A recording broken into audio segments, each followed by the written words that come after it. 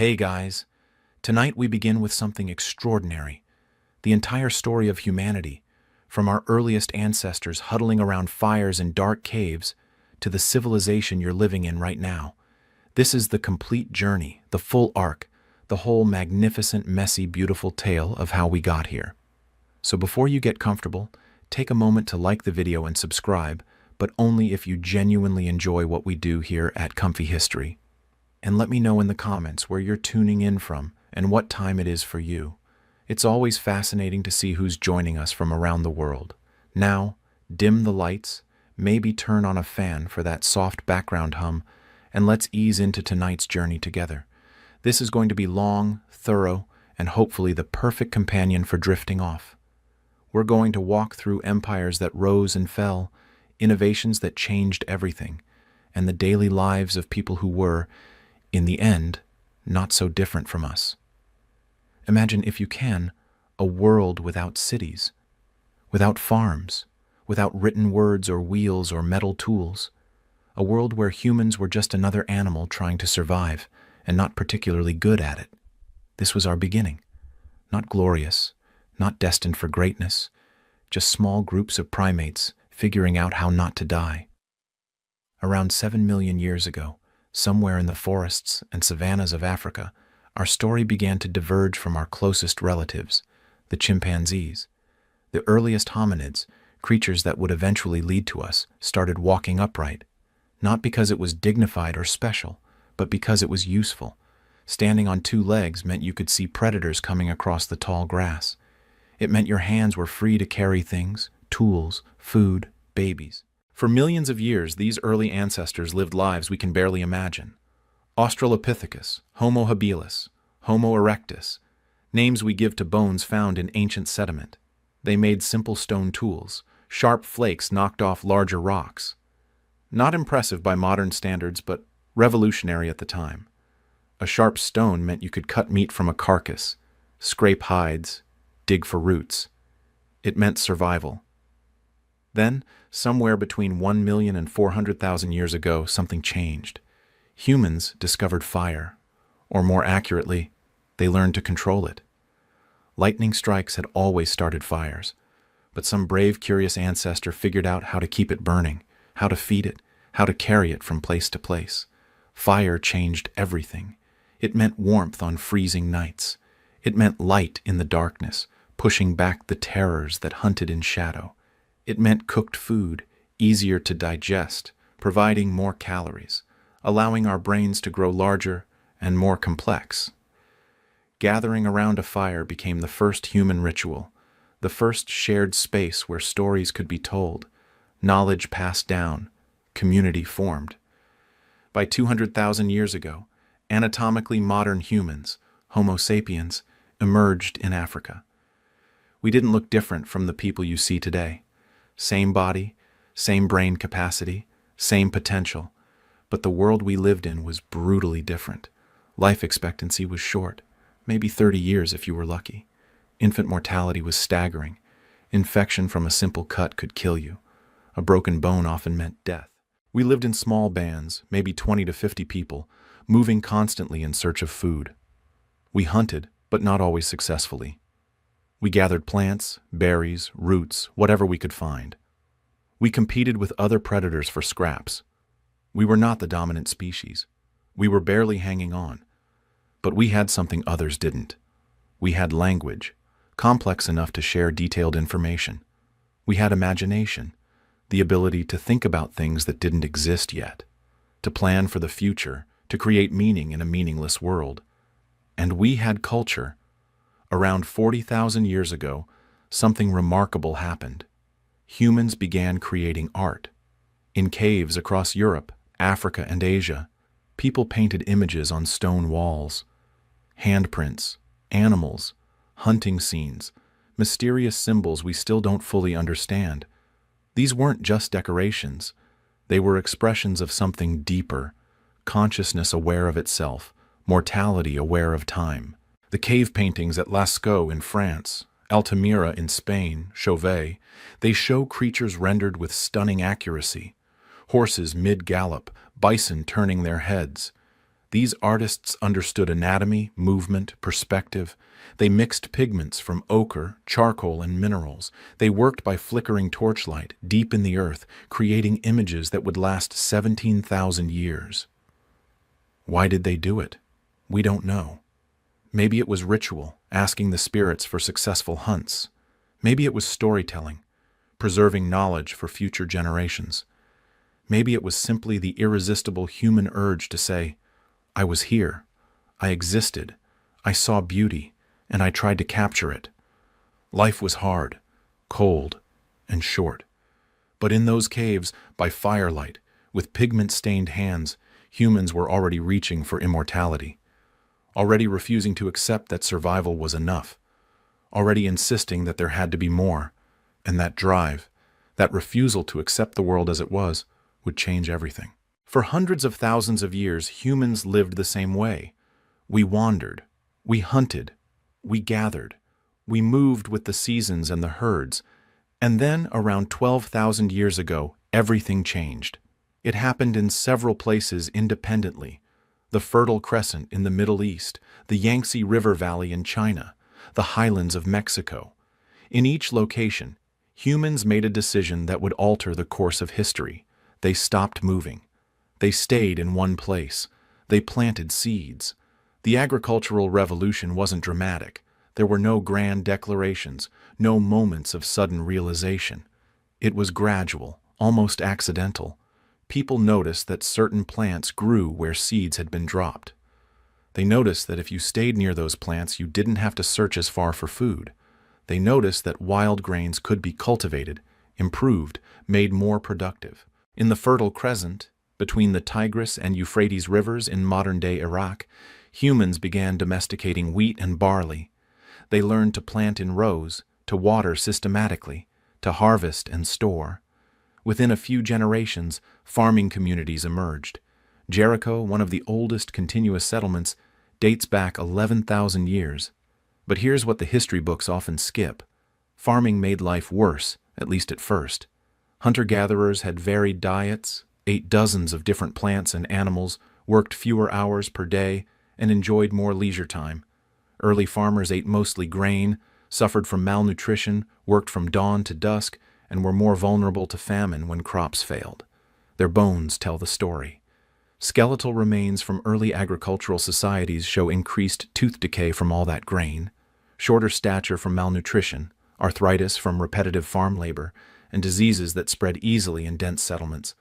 Farming was backbreaking, monotonous, and risky. So why did humans do it? Because agriculture, for all its misery, allowed something unprecedented: surplus.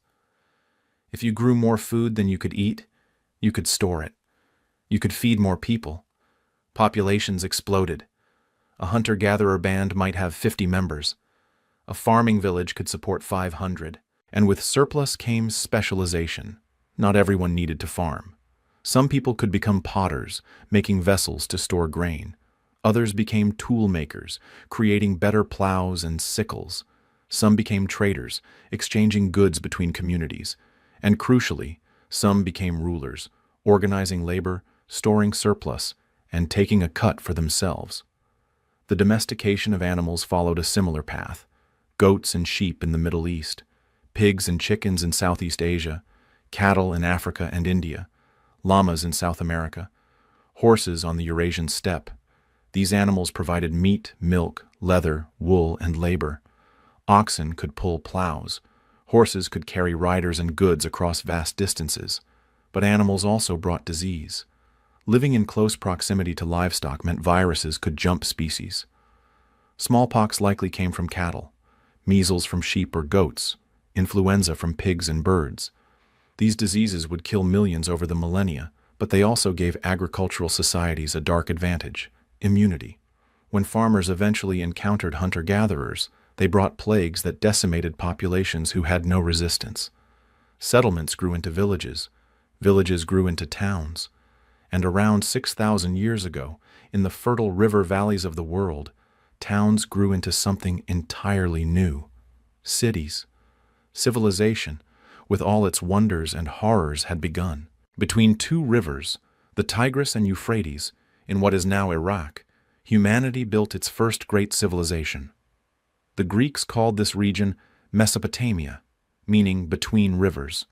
And it was here, in the marshes and floodplains of the Fertile Crescent, that all the elements of civilization came together: cities, writing, law, empire. Around 5,500 years ago, the Sumerians established city-states like Uruk, Ur, Lagash, and Eridu. These weren't just large villages. They were true urban centers with tens of thousands of residents, massive temple complexes called ziggurats, organized governments, and social hierarchies that would have been impossible in earlier societies. Uruk, possibly the world's first true city, housed up to 50,000 people by 3000 BCE. Imagine walking through its streets, narrow alleys packed with mud brick houses, markets where farmers sold grain, dates, and fish, workshops where craftsmen hammered bronze, wove textiles, and shaped clay into pottery, and at the center, dominating everything, the ziggurat, a stepped pyramid rising toward the heavens, dedicated to Inanna, goddess of love and war. The ziggurat wasn't just religious architecture, it was economic power, political authority, and divine connection all in stone. Priests controlled the temple, managed vast estates, collected taxes, and distributed grain during famines. They were bureaucrats as much as spiritual leaders. And to manage all this complexity, they needed something revolutionary: writing. Around 3200 BCE, Sumerian scribes developed cuneiform, one of humanity's first writing systems. It started simply, as pictographs scratched into wet clay with a reed stylus. A circle meant sun. A wavy line meant water. But gradually, these pictures became abstract symbols representing sounds and concepts. Suddenly, humans could record information outside their memories. They could keep accounts, record laws, preserve stories, and speak across time. Most early cuneiform tablets are staggeringly boring. Lists, inventories, tax records, 2 sheep received from Enlil Nasir, 15 bushels of barley distributed to workers. But buried among the accounting are glimpses of humanity, love poems, lullabies, proverbs, complaints about disrespectful children, jokes about drunk officials. The Sumerians gave the world so much: the wheel, the plow, the sailboat, bronze tools, the 60-minute hour, the 360-degree circle, beer, possibly the first schools, and definitely the first homework complaints. But they also gave us something darker: organized warfare. With cities came wealth. With wealth came envy. City-states fought constantly over water rights, farmland, and trade routes. Warfare became systematic. Soldiers wore bronze helmets and carried spears. Chariots thundered across battlefields. Siege tactics developed. Prisoners were enslaved. Entire populations displaced. Around 2300 BCE, Sargon of Akkad conquered the Sumerian city-states and created history's first empire, stretching from the Persian Gulf to the Mediterranean. For the first time, different peoples, languages, and cultures were unified under one ruler. The empire wouldn't last, empires never do, but the template was established. Then came Babylon, rising from the ruins of earlier kingdoms. And with Babylon came Hammurabi, a king who ruled from approximately 1792 to 1750 BCE. Hammurabi is remembered for his law code, one of the oldest complete legal texts in existence, inscribed on a massive stone stele. The Code of Hammurabi contained 282 laws covering everything from property disputes to marriage contracts to building regulations. It's famous for its principle of proportional justice: an eye for an eye, a tooth for a tooth.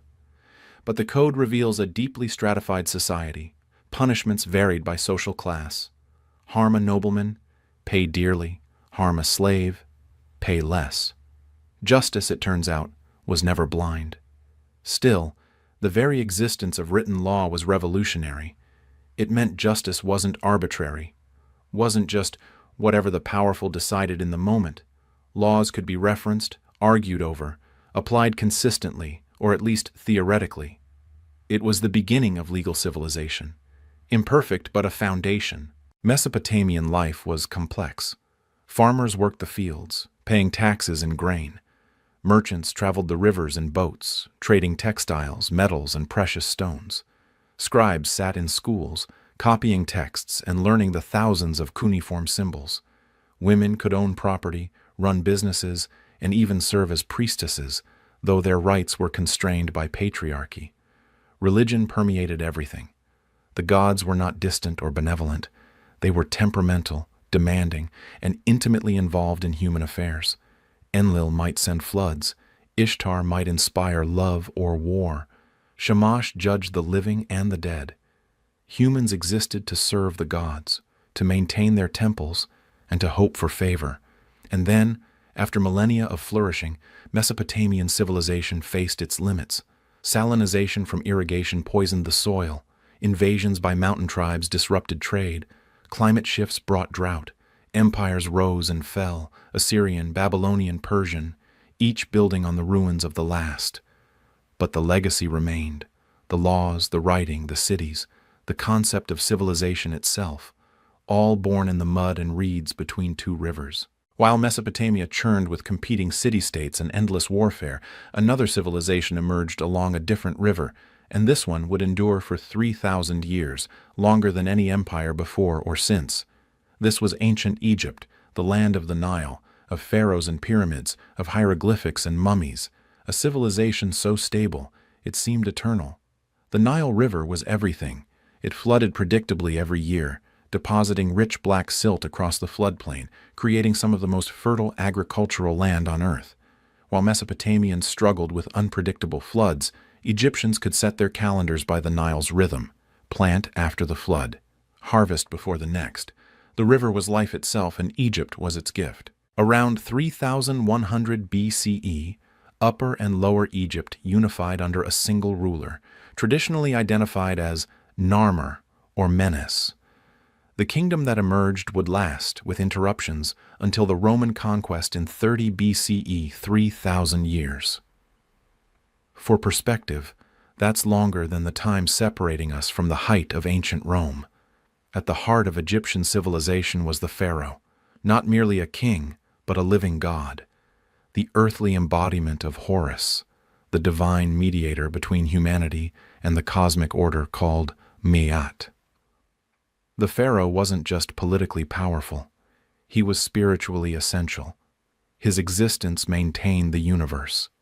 His death required the most elaborate preparations humanity had ever conceived. The pyramids, even today, exhausted and beaten by millennia of wind and time, they inspire awe. The Great Pyramid of Giza, built for Pharaoh Khufu around 2580 BCE, stands 481 feet tall and contains approximately 2,300,000 limestone blocks, each weighing 2 to 15 tons. How did they build it? No wheels for heavy transport, no iron tools, no pulleys or cranes, just copper chisels, wooden sledges, ramps, and the labor of thousands upon thousands of workers. Recent evidence suggests these workers weren't slaves but paid laborers, organized into teams, fed from state granaries, working in 3-month shifts during the flood season when farming was impossible. They didn't just pile rocks. Each block was cut, transported from quarries miles away, moved into position with precision. The pyramid's base is level to within inches. Its sides align almost perfectly with the cardinal directions. The engineering is staggering, even by modern standards. But here's what the pyramids really tell us. Egypt had massive surplus. Enough food, enough organization, enough stability to divert enormous resources toward projects that had no practical purpose beyond glorifying the dead. The pyramids were statements of power, yes, but also acts of religious devotion. The pharaoh needed a body for the afterlife. He needed a tomb that would last forever. And so, Egypt built mountains. Daily life in ancient Egypt varied wildly by class. Pharaohs lived in palaces, surrounded by servants, eating elaborate meals, wearing fine linen and jewelry. Nobles managed estates, collected taxes, served as priests or military commanders. Scribes, the educated elite, recorded everything in hieroglyphics, the beautiful picture writing that covered temple walls, tomb paintings, and papyrus scrolls. But most Egyptians were farmers. They worked the fields, grew wheat and barley, raised cattle and geese, paid taxes to the state. Their homes were simple mud brick structures, 1 or 2 rooms, a cooking fire, a place to sleep. They ate bread, beer, onions, occasionally fish or meat if they were fortunate. Their lives were shaped by the Nile's cycle and the pharaoh's demands. Women in Egypt had more rights than in most ancient societies. They could own property, initiate divorce, run businesses, and serve as priestesses. A few even became pharaohs. Hatshepsut ruled as pharaoh, not queen, for 22 years in the 1500s BCE, wearing the false beard and regalia traditionally reserved for men. After her death, her successor tried to erase her from history, chiseling her name and image from monuments. But enough survived. She couldn't be forgotten. Egyptian religion was complex, layered, sometimes contradictory. Hundreds of gods and goddesses, often depicted with animal heads. Ra, the sun god, sailing across the sky each day. Osiris, god of the dead and resurrection. Isis, goddess of magic and motherhood. Anubis, jackal-headed guide of souls. Thoth, ibis-headed god of wisdom and writing. Egyptians believed death was not an ending but a transition.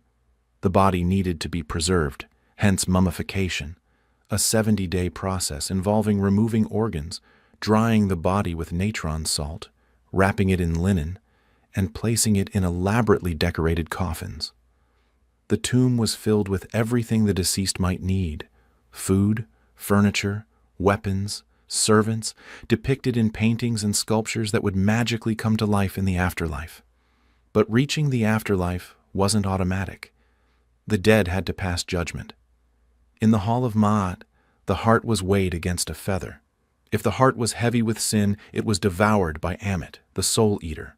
If balanced, the deceased entered the field of reeds, a paradise that looked remarkably like Egypt itself, eternal farming under eternal sun.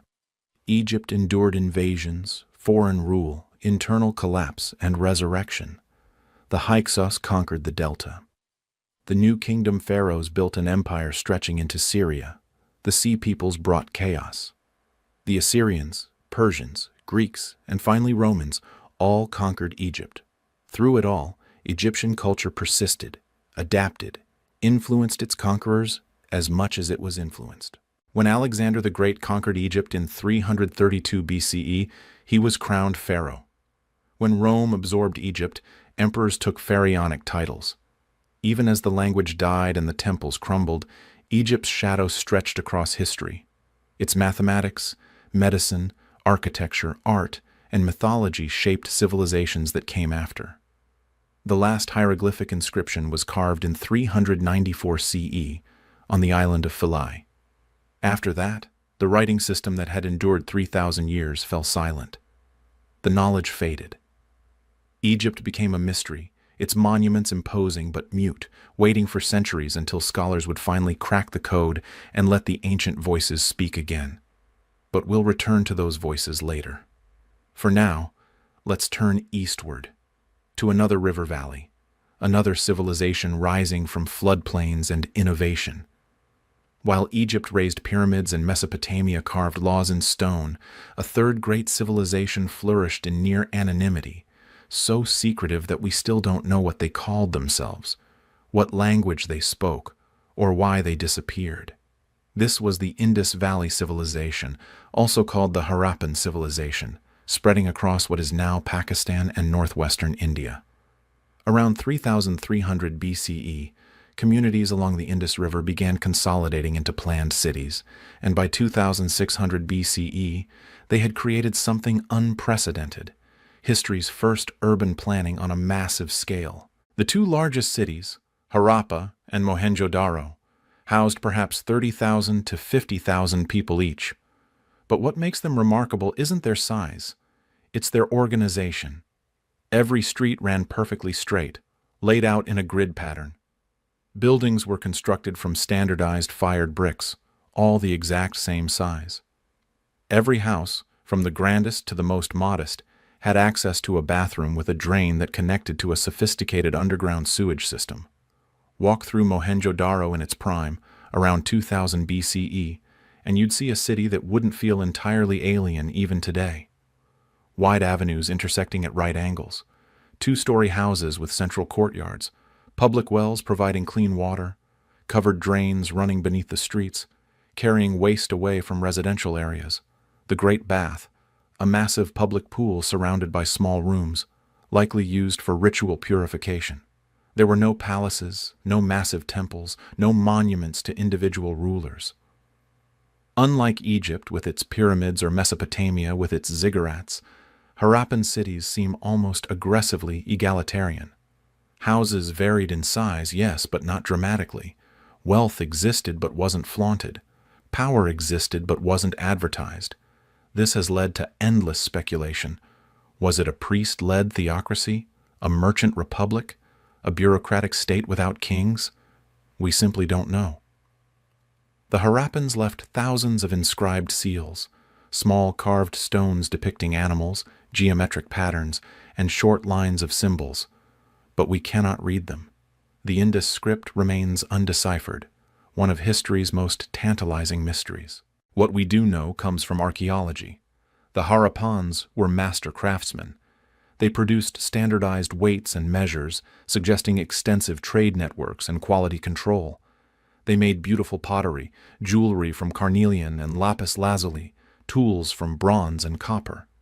Their seal carvings are miniature masterpieces, showing bulls, elephants, rhinoceroses, and mysterious creatures that might be unicorns or stylized composites. They traded far and wide.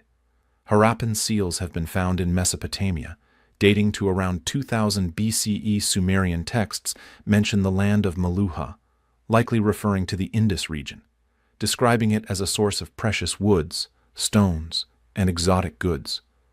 Ships sailed from the Indus ports across the Arabian Sea, linking three ancient civilizations in commerce. Agriculture was productive. The Indus River flooded like the Nile, depositing fertile silt. Farmers grew wheat, barley, peas, cotton, possibly rice.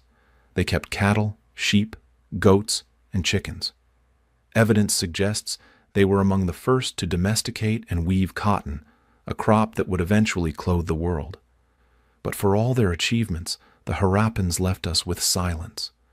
No epic poetry, no law codes, no king lists, no mythology that survived. Either they didn't write these things down, or we haven't found them, or we can't read them. It's maddening. We can map their cities, study their bones, analyze their diets, but we cannot hear their voices. And then, around 1900 BCE, it ended. Not suddenly, not dramatically. The cities began to decline. Construction stopped. The careful urban planning was abandoned. People left the cities and dispersed into smaller rural settlements. By 1300 BCE, the great Harappan civilization had essentially vanished. Why? Theories abound. Climate change is a popular culprit. The monsoons may have shifted, reducing rainfall, drying up rivers. The Indus River itself might have changed course, leaving cities without water. Archaeological evidence shows increasing aridity. Others point to invasion. Around 1500 BCE, Indo-European peoples began migrating into the Indian subcontinent, bringing horses, chariots, and new languages. Did they conquer, displace, assimilate?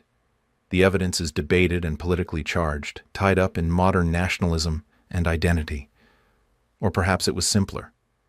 Maybe the urban model just failed. Over-farming depleted the soil. Trade routes shifted. Disease spread. The centralized system that built those perfect cities couldn't adapt. People voted with their feet and left. Whatever the cause, the Indus Valley civilization left a ghost of itself scattered across the subcontinent. Some scholars see continuities between Harappan culture and later Indian civilization. Certain religious practices, agricultural techniques, urban planning principles. But the direct line is broken. We lost the thread. Today, Mohenjo-Daro sits in ruins, a UNESCO World Heritage Site slowly crumbling from salt and moisture. You can walk those ancient streets, touch those standardized bricks, peer into empty houses, and feel the weight of 3,000 years of silence. The Harappans built cities that would have impressed any civilization of their time.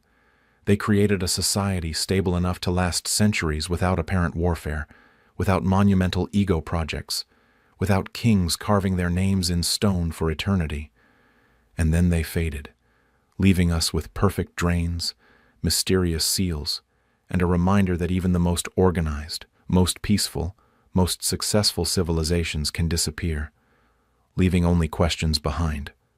Far to the east, along the Yellow River and Yangtze River valleys, another civilization was rising, one that would develop in relative isolation, creating a culture so distinct, so enduring, that it still shapes a quarter of humanity today. This was ancient China, the Middle Kingdom, a name that wasn't arrogance, but genuine belief. They thought they were the center of the world, and for their world, they were. Chinese civilization began, like others, with agriculture. Around 9,000 years ago, communities along the Yellow River started cultivating millet. Along the Yangtze, they domesticated rice. These two crops would feed empires. But it wasn't until around 2100 BCE that something recognizable as a state emerged: the Xia dynasty. The Xia is semi-legendary. We have later texts claiming it existed, but archaeological evidence is thin. More certain is the Shang dynasty, ruling from approximately 1600 to 1046 BCE. The Shang left cities, bronze artifacts, and most importantly, writing. Oracle bones, thousands of them, turtle shells and ox bones carved with questions for the gods. Will the harvest be good? Should we attack the eastern tribes? Is the illness a curse? These bones were heated until they cracked, and priests interpreted the patterns. But what matters to us is the writing. These characters are recognizable ancestors of modern Chinese script, making Chinese writing one of the oldest continuous writing systems still in use. The Shang were warriors. They built massive cities like Anyang, with palace complexes, royal tombs, and walls 30 feet thick. They cast bronze with incredible skill, creating vessels for ritual offerings decorated with intricate animal designs. And they practiced human sacrifice on a horrifying scale. When a king died, dozens, sometimes hundreds, of servants, guards, and captives were killed and buried with him. Chariots were buried with horses still harnessed. The afterlife, apparently, required an entourage. Around 1046 BCE, the Shang fell to the Zhou, a formerly vassal state that rebelled and conquered. The Zhou justified their rebellion with a new concept: the mandate of heaven. This idea would shape Chinese political philosophy for millennia. Rulers governed with heaven's approval. If they ruled justly, heaven supported them. If they became corrupt, heaven withdrew its mandate, justifying rebellion. Natural disasters, famines, floods, these were signs that heaven was displeased. It was brilliant political theory. It gave legitimacy to new dynasties while also setting moral limits on royal power. But it also meant every earthquake, every drought, was potentially the beginning of a regime's end. The Zhou dynasty lasted longer than any other in Chinese history, from approximately 1046 to 256 BCE, though its authority weakened over time. During the later period, called the Warring States period, China fragmented into competing kingdoms. It was brutal, constant warfare, millions dead, but it was also intellectually explosive. This was the age of the 100 schools of thought, a philosophical flowering unmatched in human history. Confucius, living around 551 to 479 BCE, taught that social harmony came from virtue, education, and proper relationships. Respect your parents, serve your ruler, cultivate yourself. Be a gentleman scholar, not a warrior brute. Laozi, perhaps mythical, perhaps real, taught the opposite. The Tao, the way, couldn't be taught or forced. It was natural, flowing, effortless. The best government governs least. The best life is simple, humble, aligned with nature. Taoism and Confucianism would dance around each other for centuries, opposing philosophies that somehow coexisted. Then came Sun Tzu, author of The Art of War, teaching that victory comes from deception, flexibility, and knowing your enemy. Mosey preached universal love and condemned warfare as wasteful. Han Feizi advocated for legalism. Humans are selfish. Laws must be harsh. Rulers must be strong. Trust no one. Reward obedience. Punish disloyalty. And then, in 221 BCE, one kingdom conquered all the others. The Qin dynasty, brutal, efficient, and terrifyingly effective, unified China for the first time. Their first emperor, Qin Shi Huang, wasn't content with just ruling. He wanted to standardize everything: currency, weights, measures, axle widths, so carts could use the same ruts in roads, and even writing systems, enforcing a standard script across formerly independent regions. He connected and expanded defensive walls built by earlier states, creating the first version of the Great Wall of China, a barrier against northern nomads stretching thousands of miles across mountains, deserts, and grasslands. Hundreds of thousands of workers died building it, but it stood as both defense and symbol. China ends here, beyond is barbarism. Qin Shi Huang also built himself a tomb that wouldn't be discovered for over 2,000 years. In 1974, farmers digging a well near Xi'an uncovered fragments of terracotta. Archaeologists excavated and found an army. 8,000 life-size terracotta soldiers, each with unique features, expressions, armor, and weapons. Horses, chariots, musicians, acrobats. An entire empire recreated in clay to serve the emperor in the afterlife. The tomb itself remains unexcavated. Ancient texts claim it contains a massive underground palace with rivers of mercury and crossbow traps for would-be robbers. Ground surveys show elevated mercury levels. Perhaps the texts were right. Perhaps an emperor still rests in a poison palace, guarded by his clay army. The Qin dynasty collapsed, just years after Qin Shi Huang's death. Too harsh, too hated. But what followed was one of history's greatest empires. The Han dynasty, 206 BCE to 220 CE. The Han refined what the Qin created.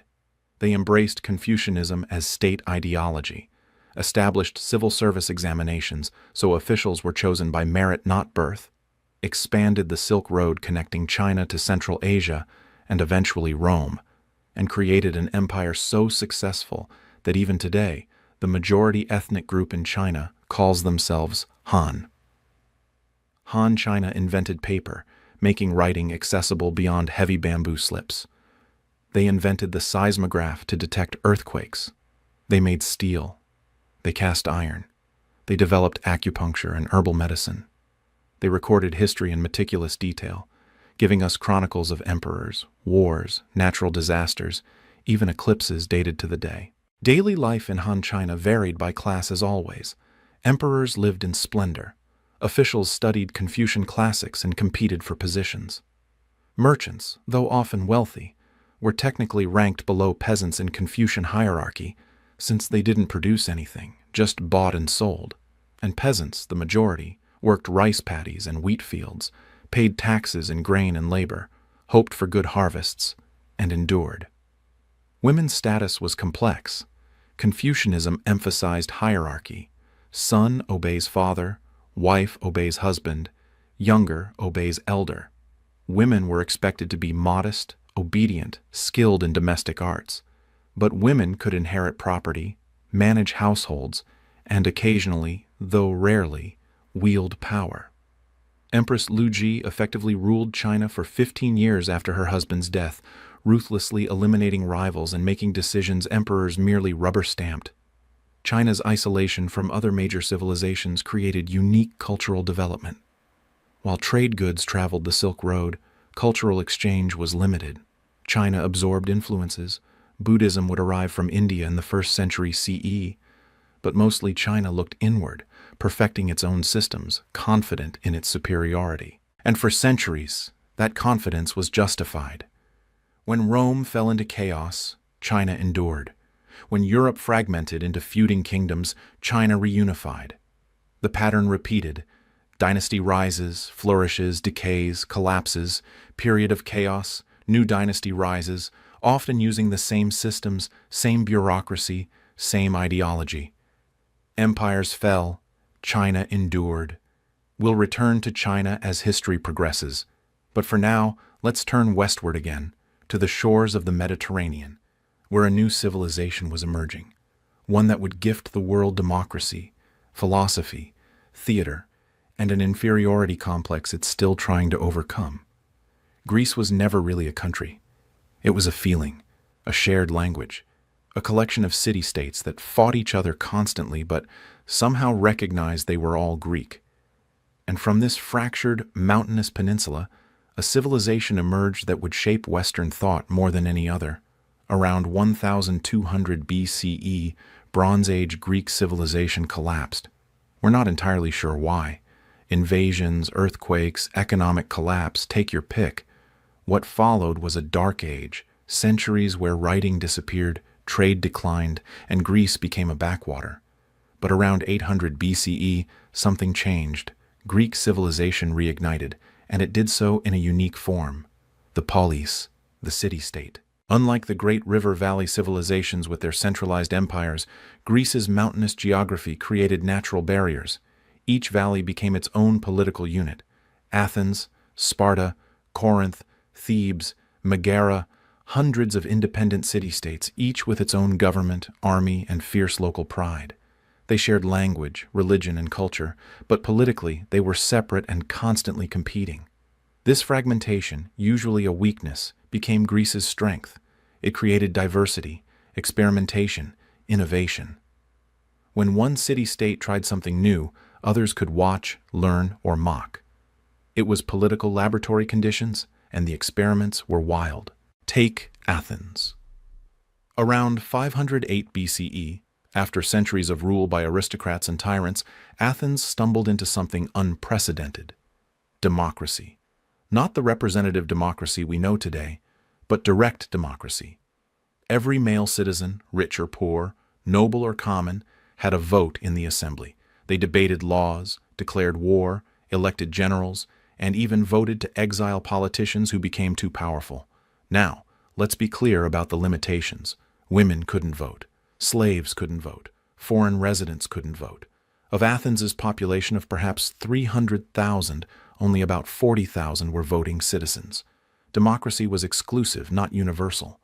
But within those limits, it was revolutionary. A poor farmer had the same vote as a wealthy merchant. Birth didn't determine political power.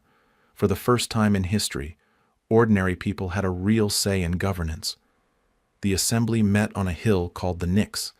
Imagine 6,000 men gathering at dawn, sitting on stone benches carved into the hillside, debating whether to go to war with Sparta or sign a treaty with Persia. Anyone could speak. You raised your hand, stepped to the speaker's platform, and made your case. The crowd would cheer, jeer, or throw rotten fruit depending on your rhetoric. This created a culture obsessed with persuasion. Rhetoric became an art form. Philosophers taught logic.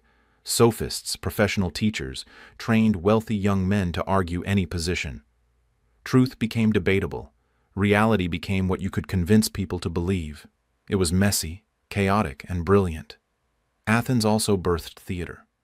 During religious festivals honoring Dionysus, playwrights competed with tragedies and comedies performed in massive outdoor amphitheaters. Sophocles, Euripides, Aeschylus wrote plays exploring fate, justice, pride, and divine cruelty. These weren't entertainment for elites. Thousands of citizens attended, watching actors in masks perform stories that questioned authority and challenged assumptions. Aristophanes wrote comedies mocking politicians, philosophers, and even the gods.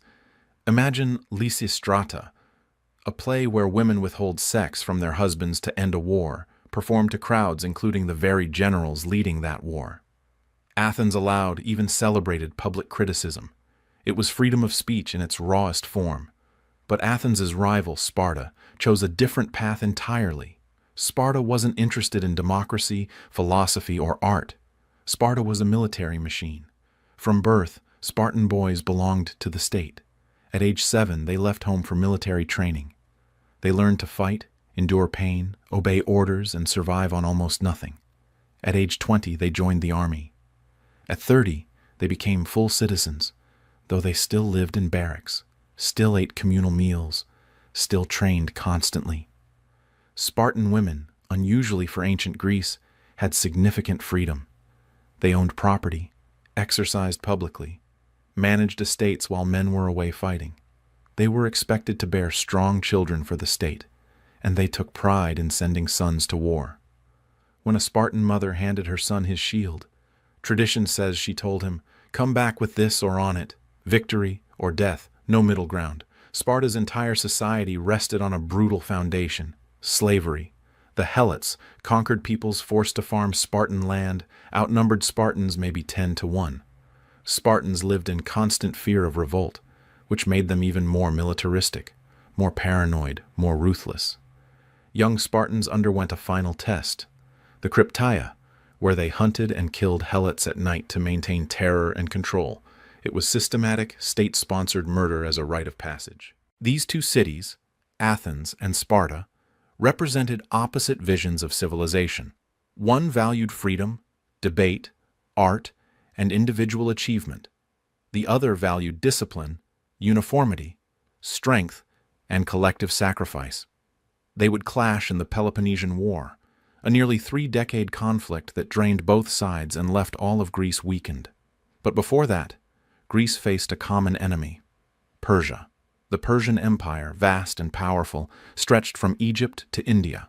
Its king, Darius, and later his son Xerxes, decided to conquer Greece. They had every reason to think it would be easy. Greece was divided. Persia was united. Greece had thousands of soldiers. Persia had hundreds of thousands. In 490 BCE, a Persian army landed at Marathon. The Athenians, outnumbered at least 2 to 1, charged across the plain in their bronze armor and somehow won, killing thousands of Persians while losing fewer than 200 of their own. A runner carried news of the victory back to Athens, giving us the marathon race, though the runner in the story died from exhaustion after delivering the message. 10 years later, Xerxes tried again with an even larger force. This time, Greece truly unified. At Thermopylae, a narrow mountain pass, 300 Spartans and 700 other Greeks held off the Persian army for 3 days. They all died, but they bought time for Greece to prepare. At Salamis, the Athenian navy, built specifically for this war, lured the Persian fleet into narrow waters and destroyed it. The tide turned. The Persians retreated. Greece had defeated the world's greatest empire, not through size or wealth, but through unity, strategy, and sheer stubborn pride. This victory gave Greece confidence, maybe too much. Athens became an empire itself, demanding tribute from allied city-states. Sparta grew jealous. The Peloponnesian War erupted: Athens versus Sparta, democracy versus oligarchy. It lasted 27 years and ended with Athens defeated, its walls torn down, its empire lost. But even as the city-states tore themselves apart, Greek culture flourished. This was the age of Socrates, wandering Athens asking uncomfortable questions. What is justice? What is virtue? How should we live? He never wrote anything down. He just talked, questioned, challenged. He annoyed people so much they sentenced him to death. He drank poison hemlock calmly, still teaching until the end. His student Plato wrote dialogues featuring Socrates, exploring everything from ideal governments to the nature of reality. Plato believed the physical world was just shadows, imperfect copies of perfect forms existing in a higher realm. Truth, beauty, justice, these were real.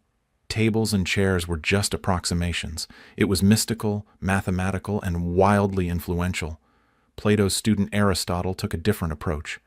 Aristotle wanted to catalog everything: animals, plants, governments, theater, logic, ethics. He studied, classified, analyzed. He tutored a young Macedonian prince named Alexander, teaching him about Greek culture, philosophy, and ambition.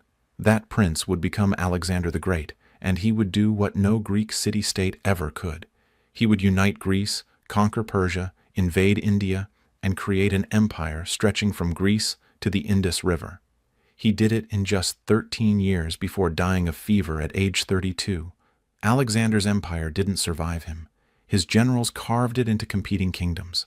But what did survive was Hellenistic culture, a Greek-influenced fusion spreading across the known world. Greek became the common language. Greek philosophy influenced Judaism, eventually Christianity. Greek art, with its realistic human forms and dramatic emotion, set standards for millennia. Rome would conquer Greece militarily, but Greece conquered Rome culturally. When Roman generals needed tutors for their children, they hired Greeks. When Romans wanted to appear sophisticated, they spoke Greek, read Greek literature, copied Greek statues. Greece lost its independence but won the long cultural war. And even today, over 2,000 years later, we still use Greek words: democracy, philosophy, theater, academy, tragedy, comedy. We still read Homer's epics. We still study Plato's dialogues. We still quote Socrates. The unexamined life is not worth living. Greece's gift wasn't military dominance or vast territory. It was the idea that humans could question everything, that wisdom mattered more than strength, that beauty and truth were worth pursuing even if they served no practical purpose. In a world of empires built on conquest, Greece built something stranger and more lasting: a civilization of the mind. If Greece was the civilization of the mind, Rome was the civilization of the will. Where Greeks debated philosophy, Romans built roads. Where Greeks wrote tragedies, Romans staged gladiator fights. Where Greeks created democracy, Romans perfected dictatorship wrapped in republican language. And somehow, from a single city on the Tiber River, they built an empire that controlled the entire Mediterranean world and lasted, in one form or another, for over 1,000 years. Rome's origin story is legend, not history. Romulus and Remus, twin brothers raised by a she-wolf, founded the city in 753 BCE. Romulus killed Remus in a dispute and became the first king. It's mythology, obviously, but Romans believed it, and that belief shaped their identity. Wolves, not sheep, builders, not inheritors, conquerors by destiny. Early Rome was a monarchy, ruled by kings, some legendary, some possibly real. But in 509 BCE, the Romans overthrew their last king and established a republic. Not a democracy like Athens, a republic where power was shared among aristocratic families, the patricians, who controlled the Senate, elected consuls, and generally ran everything. The common people, the plebeians, had little say at first, but over centuries they fought for rights, threatened to secede, established their own assemblies, and eventually won representation. The struggle of the orders, it's called, a centuries-long class conflict that ended in compromise rather than revolution. Rome's genius was including just enough people in power to prevent total revolt while keeping real authority concentrated at the top. The Senate became Rome's heart. 600 men, all from elite families, serving for life. They couldn't pass laws directly, but they advised, influenced, manipulated. Consuls, 2 of them elected annually, held executive power.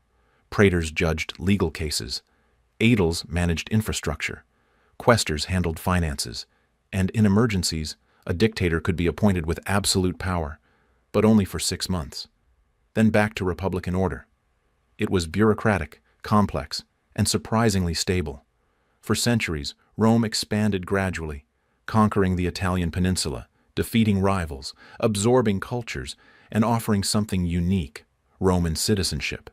If you were conquered, you could eventually become Roman, with legal rights, protections, and a stake in the empire's success.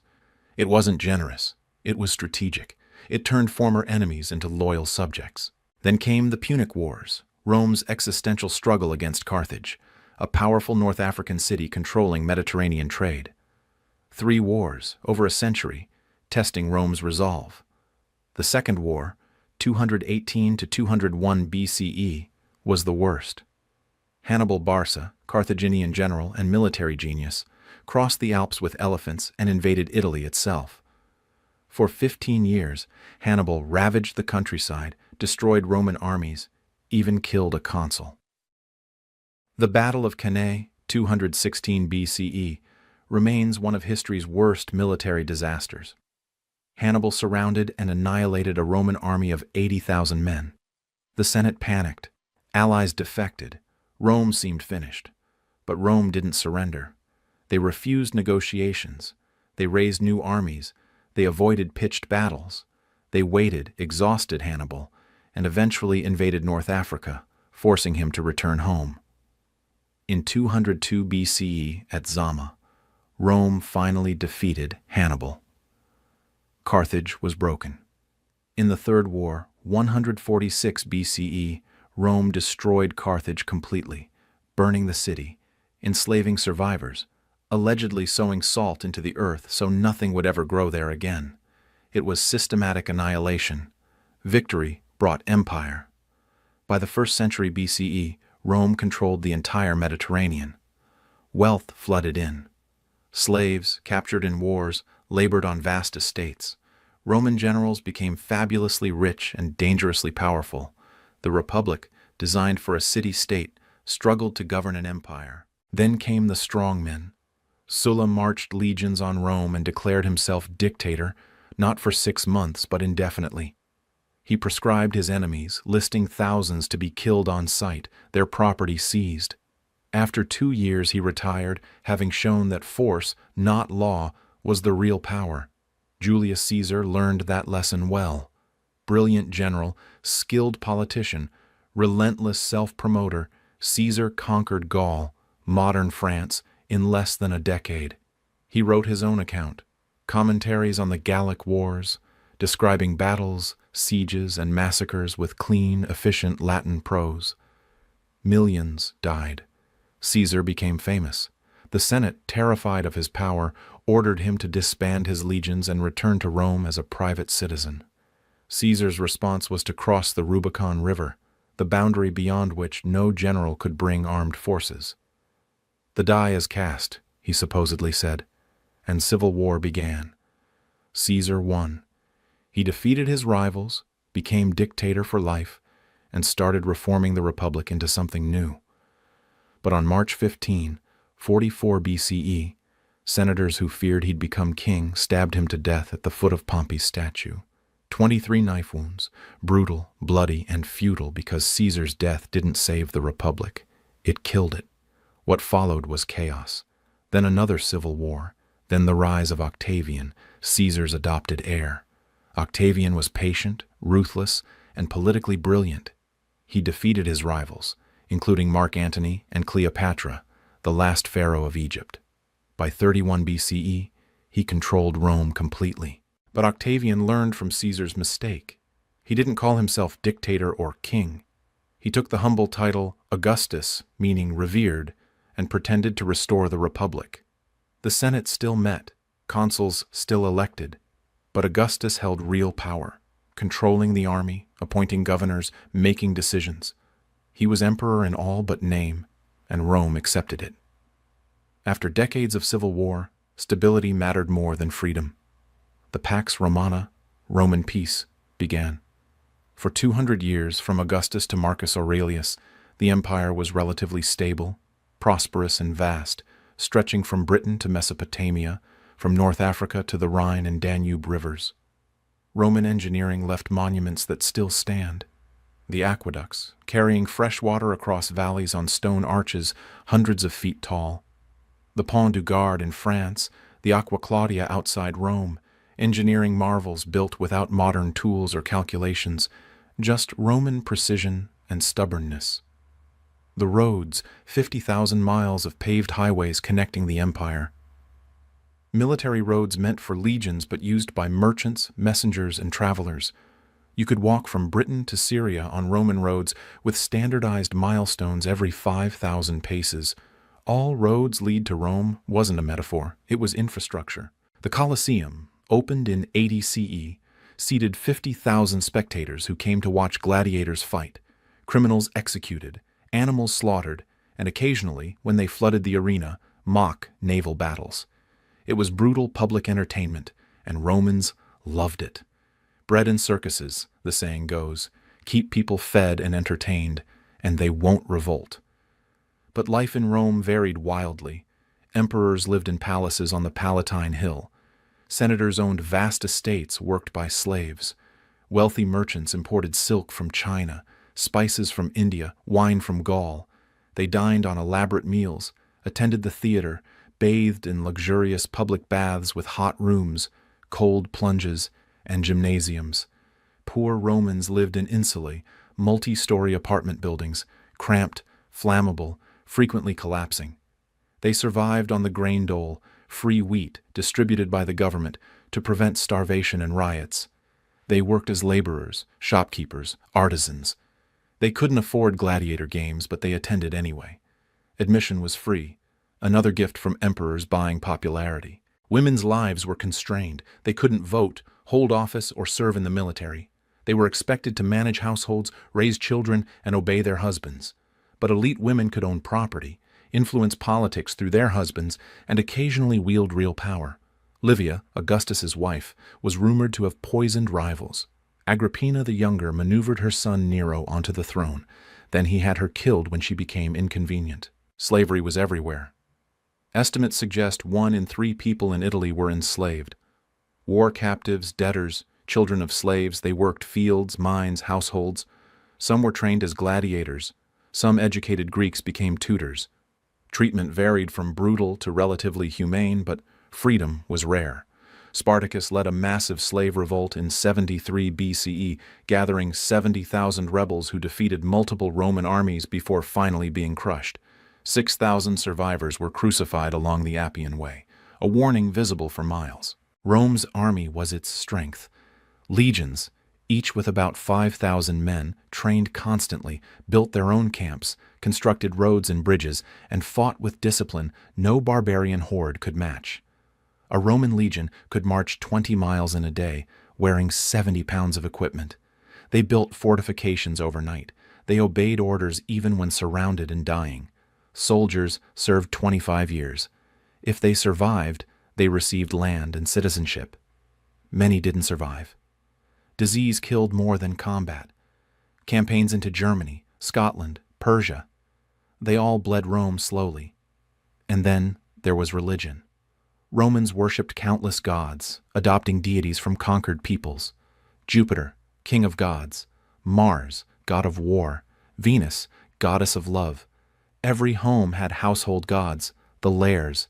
Every action had an omen. Priests read the future in animal entrails, bird flight, thunder patterns.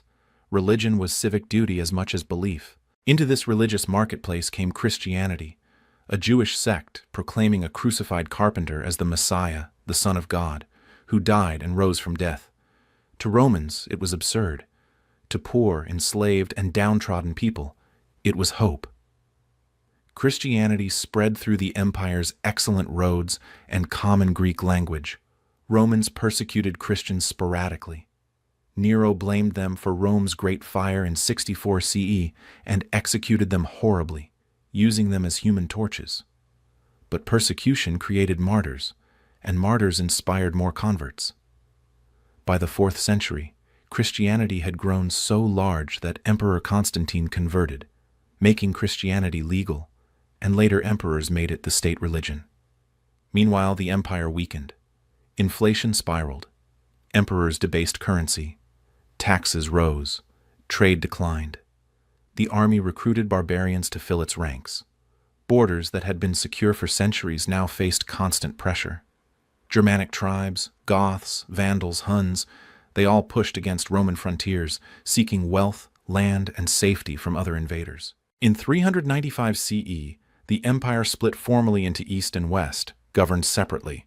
The Western Empire, centered on Rome, declined rapidly. In 410 CE, Visigoths sacked Rome itself, the first time in 800 years. In 455, Vandals sacked it again, and in 476 CE, the last Western Roman emperor, Romulus Augustulus, was deposed by a Germanic chieftain. Rome had fallen, but its legacy hadn't. The Eastern Empire, later called Byzantine, would survive another 1,000 years.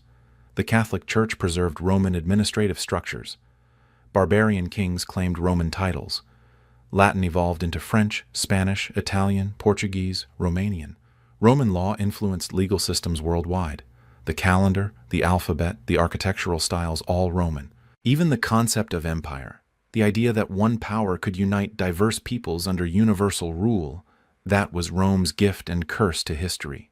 Every conqueror after would dream of being the next Rome, and every empire after would eventually fall just like it. While Rome built aqueducts and Greece debated philosophy, entire civilizations flourished across the Atlantic, unknown to Europe, Asia, or Africa. The Americas developed in isolation for over 10,000 years, creating cities, empires, art, and innovations that would rival anything in the Old World.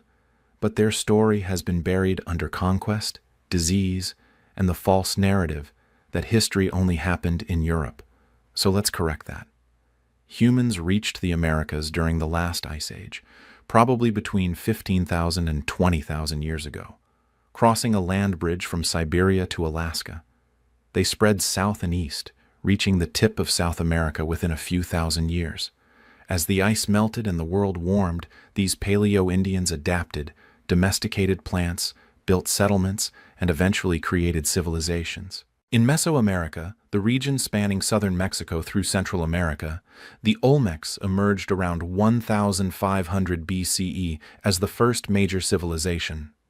They built cities, carved massive stone heads weighing up to 40 tons, developed early writing, created a complex calendar, and possibly invented the concept of zero before anyone else. Then they vanished, leaving behind monuments and mysteries. The Maya followed, flourishing from around 250 to 900 CE, though Mayan civilization existed for centuries before and after.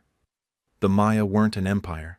They were dozens of city-states, constantly competing, trading, and warring. Tikal, Palenque, Copan, Calakmul, each was independent, ruled by divine kings who claimed descent from gods. Mayan cities were architectural marvels. Pyramids topped with temples reached toward the sky. Palaces sprawled across stone plazas. Ball courts hosted ritual games where players used their hips to propel rubber balls through stone rings. Losing teams in some cities were sacrificed to the gods. It wasn't sport. It was cosmic theater.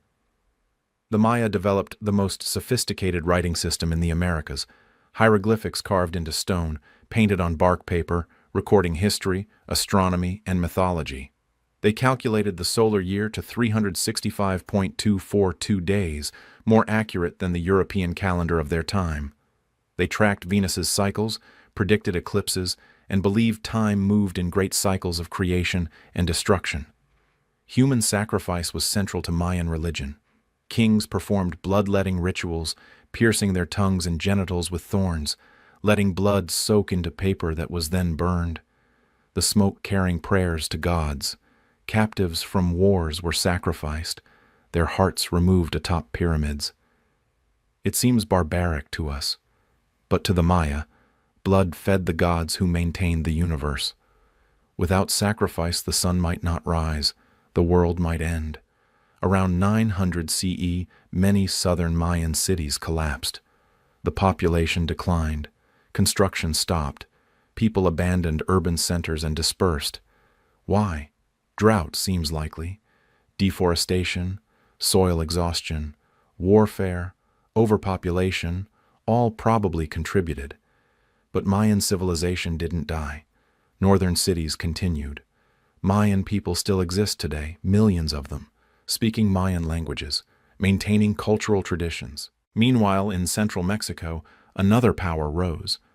The Aztecs, or Mexica as they called themselves, were originally a nomadic tribe. According to their legend, they wandered for generations, searching for a promised land. They would know it when they saw an eagle perched on a cactus, devouring a snake. In the year 1325 CE, they saw that sign on an island in Lake Texcoco. They built their capital there, Tenochtitlan. Within 200 years, Tenochtitlan became one of the world's largest cities, home to over 200,000 people. It was built on artificial islands connected by causeways and canals. Aqueducts brought fresh water, floating gardens, chinampas, grew food. Markets sold goods from across the empire. The Templo Mayor, a massive pyramid, dominated the city center, its steps red with sacrificial blood. The Aztec Empire conquered neighboring cities, demanding tribute, gold, jade, cotton, cacao, and captives for sacrifice. Aztec religion required constant human offerings. The sun god Huitzilopochtli needed blood to rise each day. Hearts were cut from living victims, thousands annually during major festivals. It was industrial-scale sacrifice, shocking even to other Mesoamerican cultures. When Spanish conquistadors arrived in 1519, they were stunned. Tenochtitlan was larger than any Spanish city, cleaner, more organized. The market at Tlatelolco dwarfed anything in Europe. But the Spaniards were also horrified by the sacrifice, the skull racks displaying thousands of heads, the blood-caked temple steps. They used this horror to justify conquest. Hernán Cortés, leading 600 men, shouldn't have been able to conquer an empire of millions. But he had advantages: guns, steel, horses, all unknown to the Aztecs. More importantly, he had allies. Subject peoples hated Aztec rule and joined the Spanish. And most devastatingly, he brought smallpox. Europeans had lived with diseases for millennia, building immunity. Indigenous Americans had none. Smallpox, measles, typhus, influenza, they swept through populations like wildfire. Within decades, 90% of Native Americans died, the largest demographic catastrophe in human history. Empires fell not to Spanish swords, but to invisible microbes. South America had its own civilizations. The Inca Empire, Tawantinsuyu in Quechua, stretched 4,000 miles along the Andes, from modern Colombia to Chile. It was the largest empire in the pre-Columbian Americas, home to 12 million people, united under the Sapa Inca, the divine emperor. The Inca built without wheels or written language, yet they engineered marvels. The Capac Ñan, the Inca road system, connected the empire with 25,000 miles of stone-paved paths crossing mountains, deserts, and jungles. Suspension bridges spanned canyons. Way stations provided rest and supplies. Messages traveled via relay runners, Shasky, covering hundreds of miles in days. They built Machu Picchu, a city perched on a mountain ridge, constructed so precisely that stones fit together without mortar, earthquake-resistant, enduring. They terraced mountainsides for farming, growing potatoes, quinoa, maize. They freeze-dried potatoes into chuño, storing food for years. They domesticated llamas and alpacas for transport and wool. Without writing, the Inca used quipu, knotted strings encoding numerical and possibly linguistic information.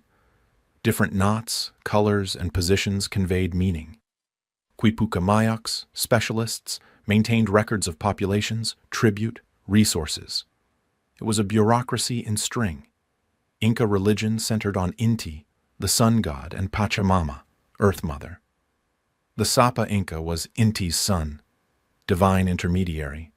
When he died, his body was mummified, dressed in fine clothes and seated in the main temple where he participated in ceremonies, receiving food offerings and consultation. Human sacrifice occurred but less frequently than among the Aztecs. Capacocha, the most sacred ritual, involved sacrificing children chosen for their perfection. They were treated as honored guests, fed well, led on pilgrimage, then left to die from exposure atop frozen mountains. Their bodies, preserved by ice, have been found, some over 500 years old, giving us haunting glimpses into Inca life. In 1532, Spanish conquistador Francisco Pizarro arrived with 168 men. The Inca Empire was weakened by civil war and smallpox brought by earlier European contact with Caribbean peoples. Pizarro captured the Sapa Inca, Atahualpa, demanded a room filled with gold as ransom, received it, then executed him anyway. The empire collapsed. Within decades, it was gone. North America held diverse cultures too. The Mississippian culture built Cahokia near modern St. Louis, a city of 20,000 with massive earthen mounds, the largest prehistoric structure in North America. It flourished from 900 to 1300 CE, then declined before Europeans arrived. The ancestral Puebloans built cliff dwellings in the southwest, like Mesa Verde, apartment complexes carved into canyon walls. The Haudenosaunee, or Iroquois Confederacy, united 5, later 6, nations in the Northeast with a sophisticated democratic system that may have influenced the U.S. Constitution. Indigenous Americans weren't primitive or simple. They domesticated crops that now feed the world, Maize, potatoes, tomatoes, cacao, vanilla, squash, beans. They built cities, created art, developed mathematics and astronomy, organized complex societies. They just did it differently, isolated from old world influences, creating parallel achievements. But isolation became fatal. When Europeans arrived, they brought diseases, weapons, and an apocalyptic mindset of conquest and conversion. Within a century, civilizations that had lasted millennia were destroyed. Cities crumbled, languages died, knowledge was lost. It was cultural genocide on a continental scale. The Americas' pre-Columbian history is still being uncovered. Archaeologists find new sites, decipher more glyphs, and revise old assumptions. But millions of stories vanished forever, carried away by disease, destroyed by conquest, erased by colonizers who couldn't imagine that people without European-style civilization could have created anything worth preserving. They were wrong, and what little survived proves it. After Rome fell, Europe didn't exactly have a plan. The Western Roman Empire's collapse in 476 CE left a power vacuum filled by Germanic tribes, local warlords, and the Catholic Church, the only institution with reach and organization. What followed was 1,000 years we call the Middle Ages or medieval period, stretching roughly from 500 to 1500 CE. It was a time of castles and plague, knights and serfs, crusades and cathedrals, a world that was brutal, hierarchical, and deeply, obsessively religious. Let's start with how society was organized. Feudalism. It was a pyramid of obligation and protection. At the top, the king. Below him, nobles who swore loyalty in exchange for land. Below them, knights who fought for nobles. At the bottom, peasants who worked the land and had no rights, no freedom, and no hope of climbing higher. A peasant's life was hard. You were born a serf, tied to the land, forbidden from leaving without your lord's permission. You worked dawn to dusk farming fields, giving a portion of your harvest to your lord, another portion to the church as a tithe, and keeping barely enough to survive. Your home was a one-room hut, drafty, cold, shared with livestock. You ate bread, porridge, maybe vegetables if you were lucky. Meat was rare. Bathing was rare.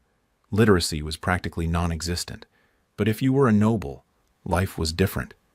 You lived in a castle, a fortified residence built for defense. Early castles were simple wooden structures on mounds. Later ones, massive stone fortresses with towers, walls, moats, and dungeons. Castles were status symbols, but also military necessities. This was an age of constant small wars, raids, feuds. A strong castle meant survival. Knights were the military elite, professional warriors who trained from childhood. At age 7, a boy became a page, learning manners, reading, and basic combat. At 14, a squire, serving a knight, caring for armor and horses, training with weapons.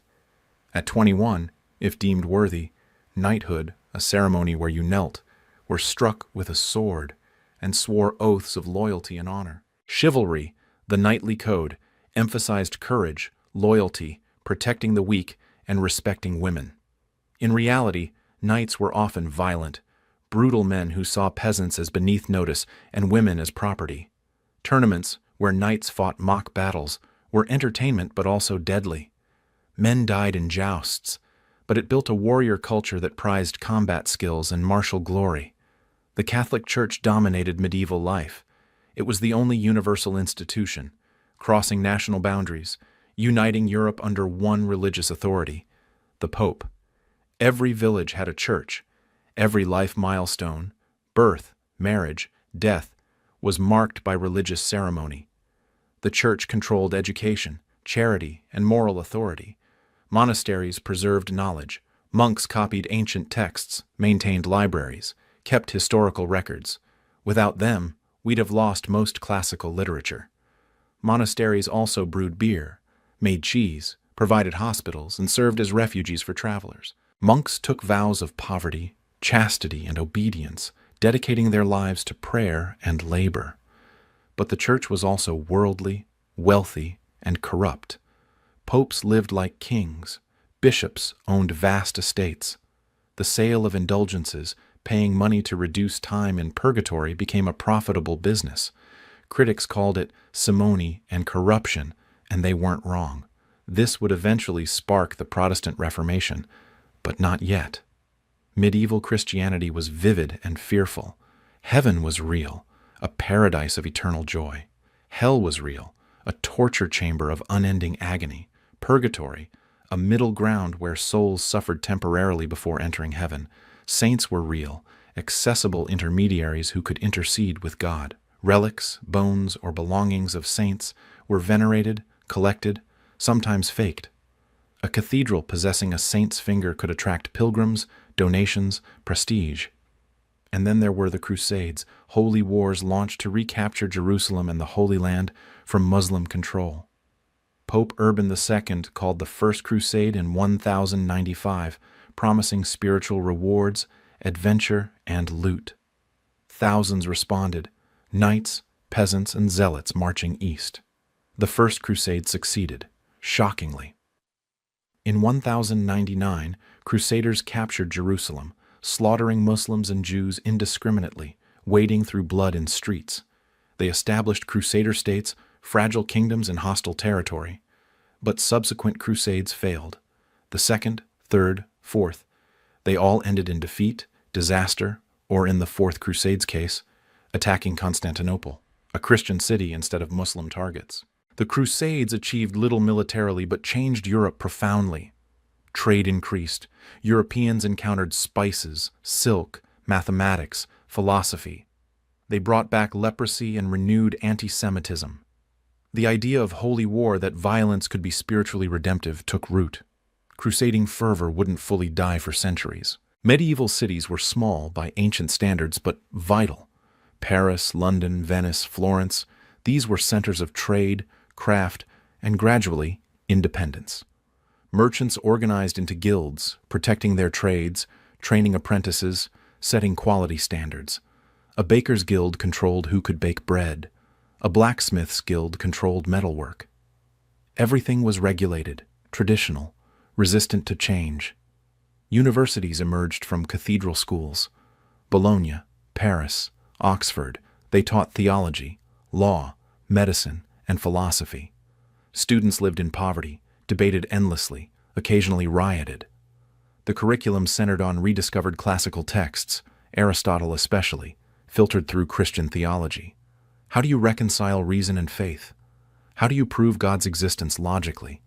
These questions obsessed medieval scholars. Thomas Aquinas, writing in the 1200s, synthesized Aristotelian philosophy with Christian doctrine, creating a theological system that still influences Catholic thought.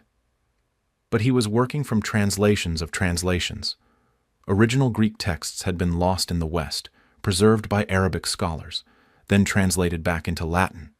Knowledge traveled circuitous routes. And then came the plague.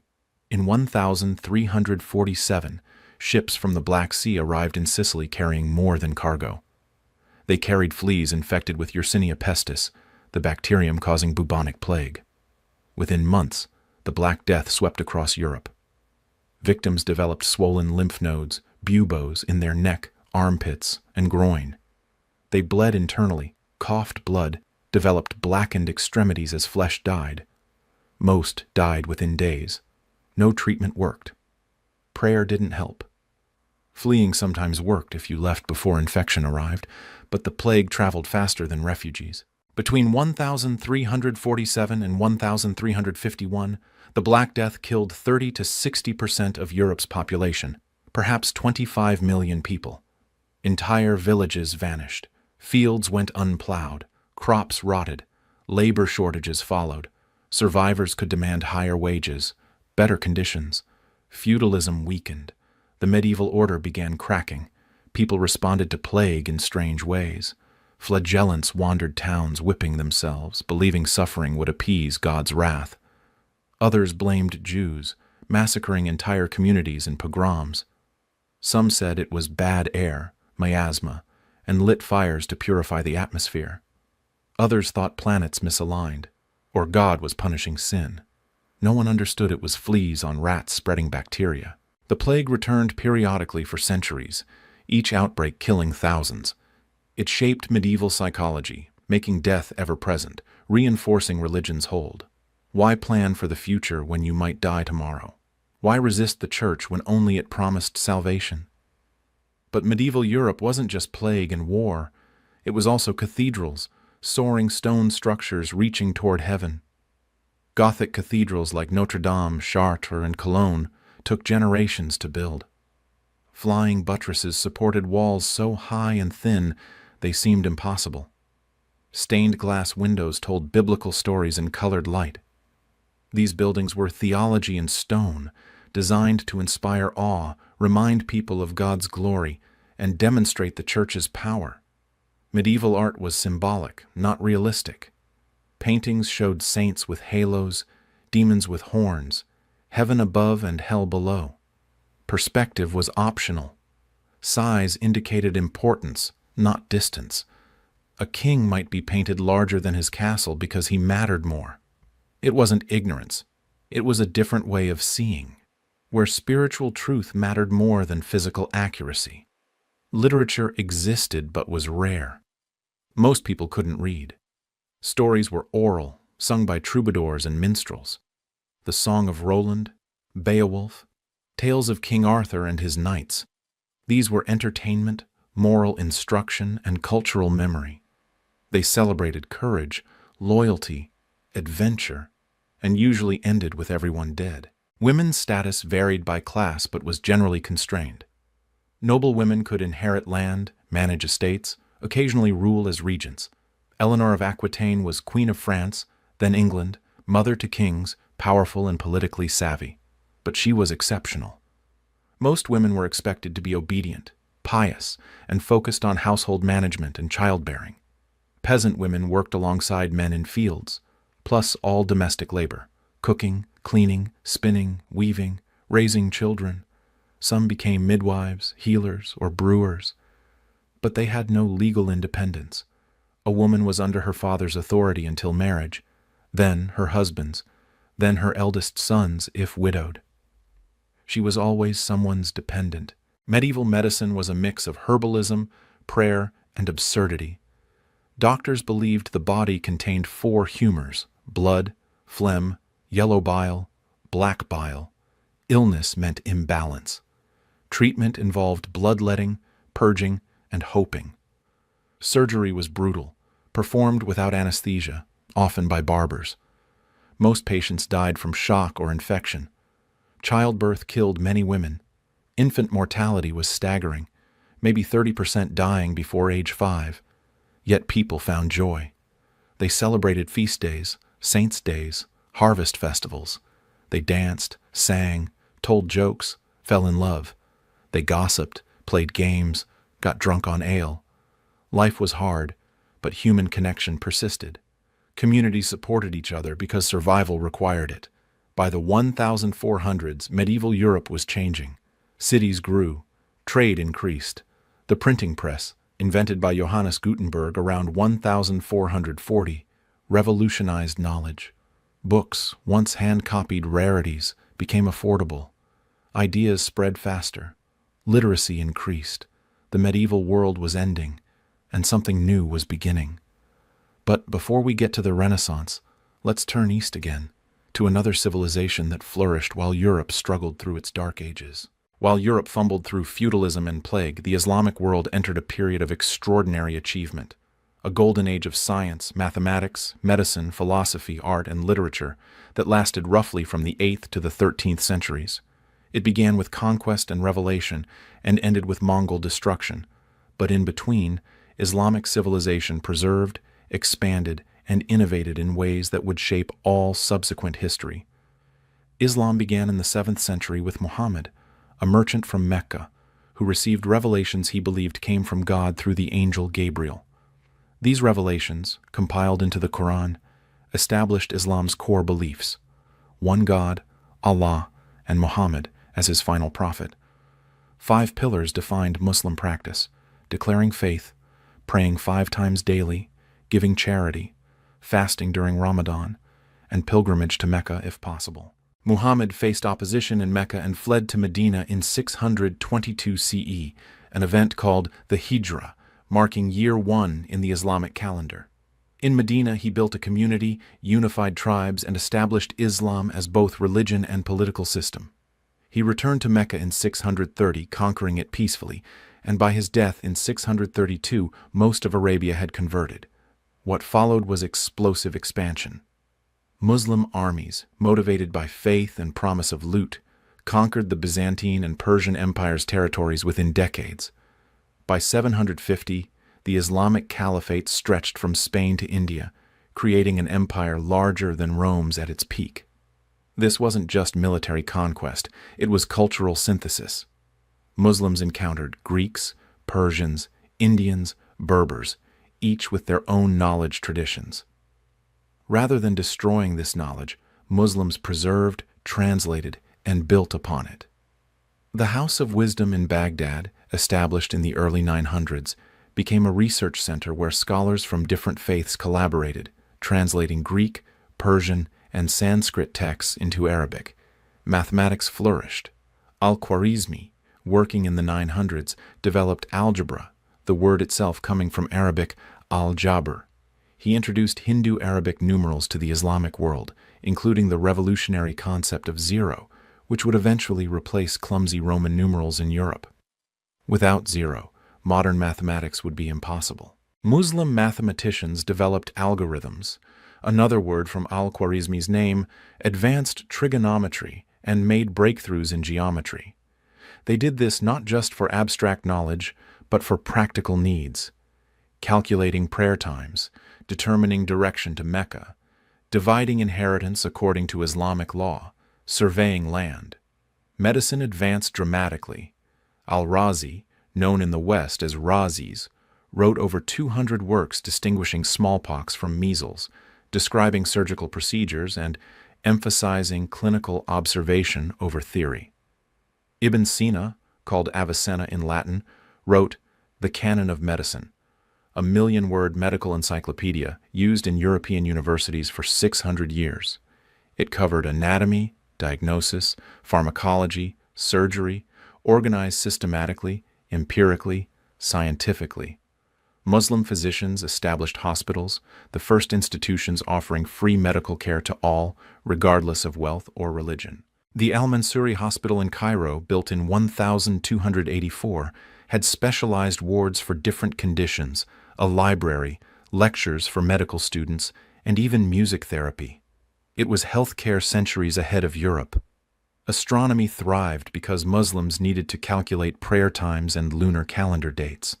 They built observatories, charted stars, calculated Earth's circumference with remarkable accuracy. Many star names we use today are Arabic: Aldebaran, Rigel, Betelgeuse, Vega.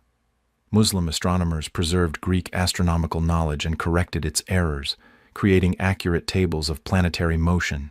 Chemistry, or alchemy as it was called, was another Islamic innovation. Jabir ibn Hayyan, working in the 8th century, developed experimental methods, distillation, crystallization, and discovered numerous chemical compounds. The word chemistry itself comes from Arabic alchimia. Philosophy flourished too. Al-Farabi, Ibn Sina, and especially Averroes, Ibn Rushd, engaged with Greek philosophy, particularly Aristotle, reconciling reason with faith, debating free will, discussing the nature of existence. Their work influenced European scholastics like Thomas Aquinas, proving ideas crossed religious boundaries. Islamic art developed its own distinctive style, since depicting humans or animals in religious contexts was discouraged to avoid idolatry. Artists focused on geometric patterns, arabesques, and calligraphy. Mosques were decorated with intricate tile work, mathematical symmetry, and verses from the Quran rendered in beautiful script. Islamic architecture gave us the pointed arch, the dome, the minaret. The Alhambra in Spain, the Dome of the Rock in Jerusalem. These are masterpieces of design, engineering, and aesthetics. Literature thrived. Poetry was highly valued, with contests where poets competed for prestige. 1001 Nights, a collection of Middle Eastern folk tales, entertained for centuries with stories of Aladdin, Ali Baba, Sinbad. Persian poets like Rumi wrote mystical verses still read today. Trade connected the Islamic world.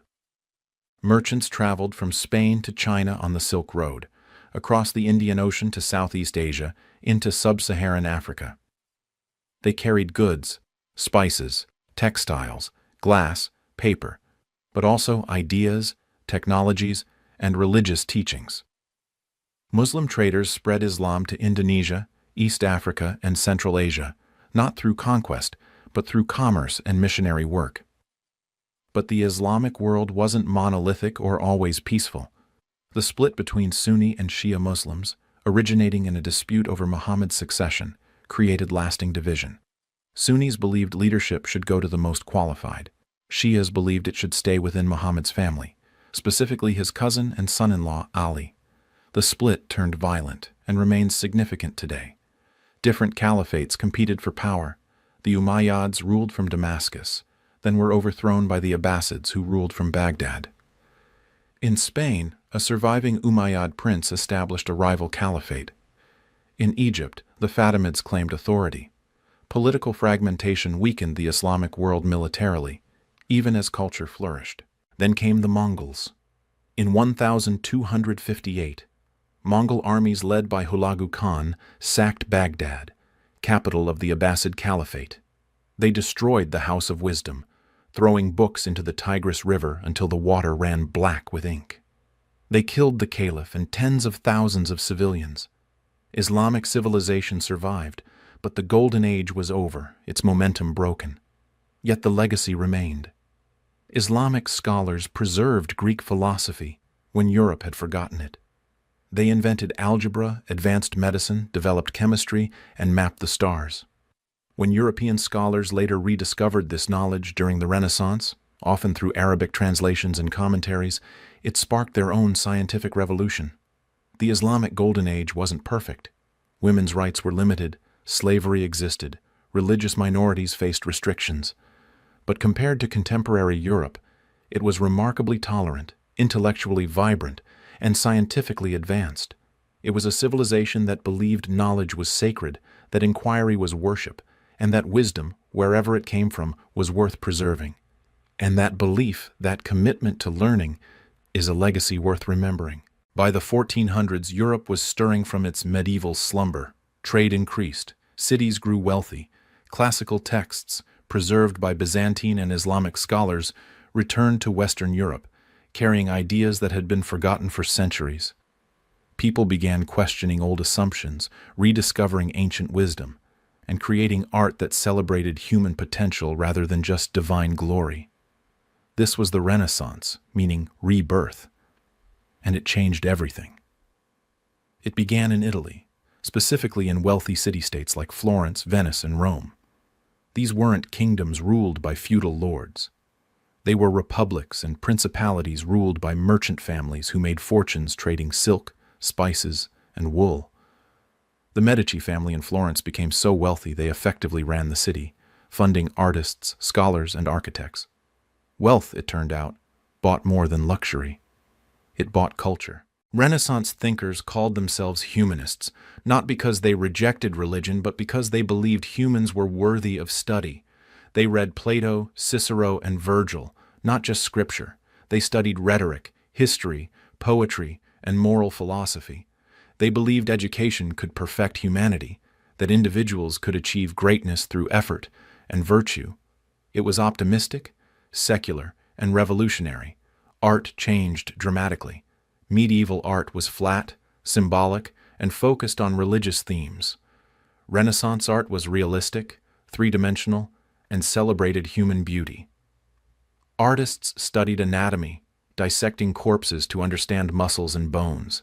They mastered perspective, making two-dimensional paintings look like windows into real space. They used light and shadow, chiaroscuro, to create drama and depth. Leonardo da Vinci, born in 1452, was the quintessential Renaissance man. He painted The Last Supper and Mona Lisa, masterpieces of composition and subtle emotion. But he was also an inventor, engineer, anatomist, and scientist. He designed flying machines, submarines, tanks, centuries before technology could build them.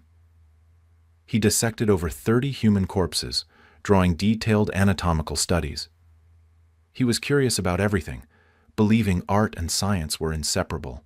Michelangelo sculpted David, a 17-foot marble statue of idealized human form, powerful, confident, perfect. He painted the Sistine Chapel ceiling, lying on his back for 4 years, covering it with biblical scenes rendered with anatomical precision and emotional intensity. The ceiling shows God creating Adam, their fingers almost touching, a moment of divine connection rendered in human terms. Raphael painted serene Madonnas and grand historical scenes. Donatello revived classical sculpture. Botticelli painted mythological scenes like the birth of Venus, showing a pagan goddess with the beauty usually reserved for the Virgin Mary. Art became secular, or at least less exclusively religious. Literature flourished. Dante wrote the Divine Comedy in Italian, not Latin, making great literature accessible to common people. Petrarch wrote sonnets about unrequited love, creating a form still used today. Boccaccio wrote the Decameron, bawdy tales of lust, greed, and human foolishness, scandalous and popular. But the invention that truly changed everything was Johannes Gutenberg's printing press, developed around 1440. Before printing, books were copied by hand, taking months to produce a single volume. They were rare, expensive, owned only by churches and wealthy families. Gutenberg's press used movable type, allowing printers to set pages quickly, print hundreds of copies, then rearrange type for the next page. The first book Gutenberg printed was the Bible, still beautiful with its even lines and clear letters. But soon printers produced classical texts, contemporary literature, scientific works, even inflammatory pamphlets. Ideas could spread rapidly. A scholar in Venice could read works from Paris within weeks. Knowledge democratized, literacy increased, the information revolution had begun. And with that revolution came questions. If ordinary people could read the Bible themselves, did they need priests to interpret it? If ancient Romans built republics without kings, why did Europe need monarchies? If human reason could understand nature, why accept church doctrine uncritically? These questions sparked the Protestant Reformation, a religious revolution that shattered Christian unity and reshaped Europe. It began with Martin Luther, a German monk who grew disgusted with church corruption, particularly the sale of indulgences. In 1517, Luther nailed 95 theses, arguments against indulgences, to a church door in Wittenberg. He didn't intend to split Christianity. He wanted reform. But Luther's ideas, printed and distributed widely thanks to the printing press, spread like wildfire. He argued salvation came through faith alone, not good works or church rituals. He said the Bible was the sole authority, not popes or councils. He translated the Bible into German so ordinary people could read it. Pope Leo X excommunicated Luther. Emperor Charles V declared him an outlaw. But German princes, eager to reduce papal power and seize church property, protected him. Northern Europe split from Rome. Lutheranism took root in Germany and Scandinavia. Meanwhile, other reformers pushed further. John Calvin in Geneva argued God had already chosen who would be saved, predestination, making human effort irrelevant. It was bleak theology, but created disciplined, hard-working communities convinced they were God's elect. In England, King Henry VIII broke with Rome not over theology, but because the Pope wouldn't annul his marriage. Henry wanted a male heir. His wife Catherine of Aragon had only produced a daughter, and papal politics prevented annulment. So Henry declared himself head of the Church of England, seized monastery lands, and married 5 more times, executing 2 wives along the way. It was personal, political, and accidentally sparked English Protestantism. The Catholic Church responded with the Counter-Reformation, reforming abuses, establishing the Jesuit order to combat heresy through education and missionary work, and calling the Council of Trent to clarify doctrine. But Europe was divided. Protestant North, Catholic South, with brutal religious wars ahead. The Renaissance and Reformation together transformed Europe. Renaissance humanists celebrated human potential. Reformation theologians emphasized individual conscience. Together, they weakened the medieval order, feudalism, universal church authority, blind acceptance of tradition. They created space for science, nationalism, capitalism, and eventually, revolution. But they also created new problems. Religious wars would devastate Europe. The printing press spread lies as easily as truth. Nationalism would lead to imperialism. And the confidence in human reason would eventually challenge not just church authority, but all authority, with consequences both liberating and terrifying. Still, standing in Florence, looking at David, or reading Luther's German Bible, or holding a printed book that once would have taken a monk a year to copy, you can feel it. The world was changing. The modern era was beginning. And humanity, for better or worse, was taking control of its own destiny. While Renaissance artists painted and reformers argued, European sailors were pushing beyond their familiar shores, searching for trade routes, gold, and glory. What they found was two continents full of people, and what followed was a collision of civilizations that would reshape the entire world. European exploration was driven by economics. The Ottoman Empire controlled land routes to Asia, making spices expensive. Pepper, cinnamon, cloves. These weren't luxuries. They preserved food and masked the taste of slightly rotten meat. Whoever found a sea route to the east would become fabulously wealthy. Portugal led the way. Prince Henry the Navigator, though he never actually sailed, funded expeditions down the African coast. Portuguese sailors developed the caravel, a ship that could sail against the wind, and improved navigation instruments. By 1488, Bartolomeo Diaz rounded Africa's southern tip. In 1498, Vasco da Gama reached India, returning with spices worth 60 times his voyage's cost. Spain, jealous of Portuguese success, funded an Italian sailor named Christopher Columbus who had a different plan. He would sail west across the Atlantic, reaching Asia from the other direction. Columbus believed Earth was smaller than it actually is. Every educated person knew Earth was round. The debate was over its size. Columbus was wrong, but his mistake led to something neither he nor anyone in Europe imagined. On October 12, 1492, Columbus reached the Bahamas. He thought he'd reached islands off Asia and called the inhabitants Indians, a name that stuck despite being completely incorrect. He explored the Caribbean, encountered the Taino people, noted they wore gold ornaments, and returned to Spain claiming vast wealth awaited. Columbus made 3 more voyages, but he died believing he'd reached Asia, never realizing he'd stumbled upon continents unknown to Europeans. Others followed. Amerigo Vespucci explored the South American coast and realized this wasn't Asia, but a new world. A mapmaker named the continents after him, America. The Spanish conquest was swift and brutal. Hernán Cortés conquered the Aztec Empire. Francisco Pizarro conquered the Incas. How did small groups of conquistadors defeat empires of millions? They had guns, steel, and horses, all unknown in the Americas. But their greatest weapon was invisible: disease. Smallpox, measles, typhus, influenza, they swept through indigenous populations who had no immunity. Entire villages died within days. In some regions, 90% of the population perished within a century. It was the largest demographic catastrophe in human history, dwarfing the Black Death, the World Wars, any genocide. Cities emptied, civilizations collapsed. Knowledge vanished. Spanish colonizers established the encomienda system, forcing indigenous people to labor in mines and plantations. They shipped tons of silver from Potosi and Bolivia, enriching Spain but also causing inflation across Europe. They imposed Christianity, built churches over temples, burned indigenous texts. What they couldn't conquer with swords, they tried to erase with crosses. Portugal claimed Brazil. France took parts of Canada and the Caribbean.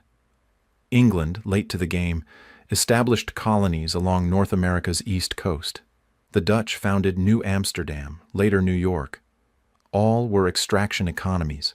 Take resources, send wealth back to Europe, treat colonies as property, not communities.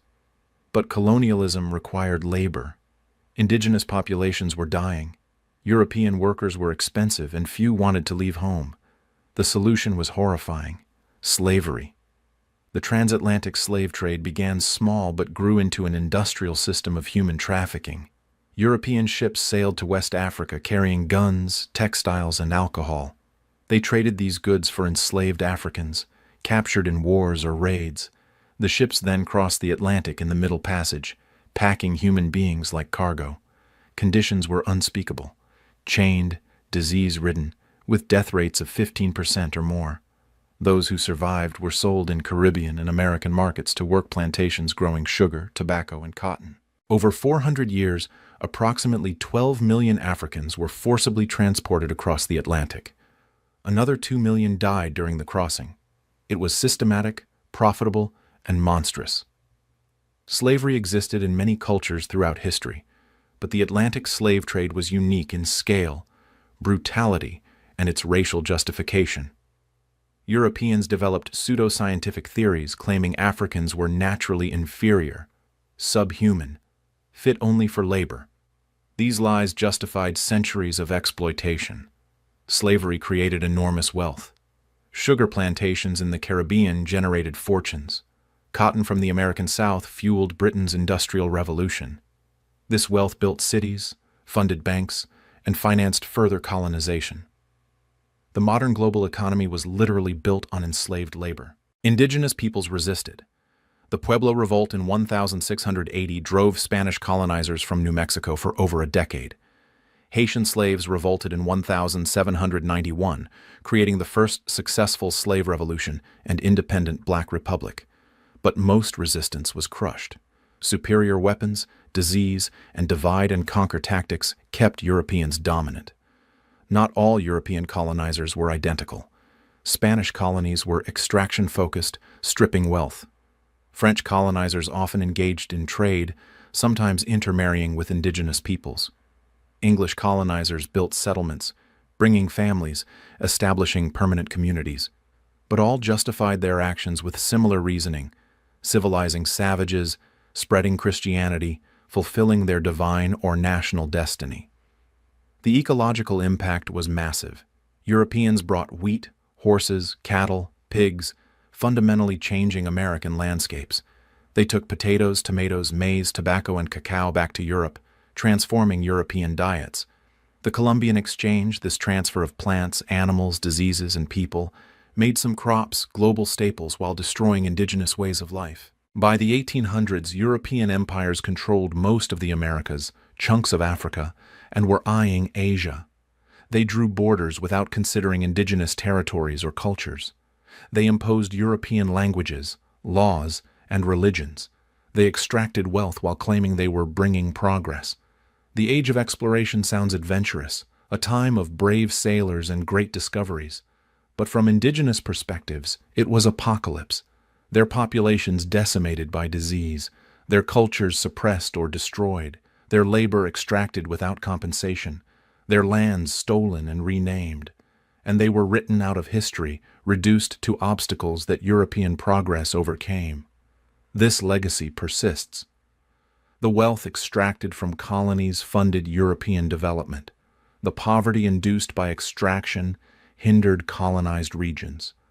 The racial hierarchies created to justify slavery still shape societies. The borders drawn by colonial powers still cause conflicts.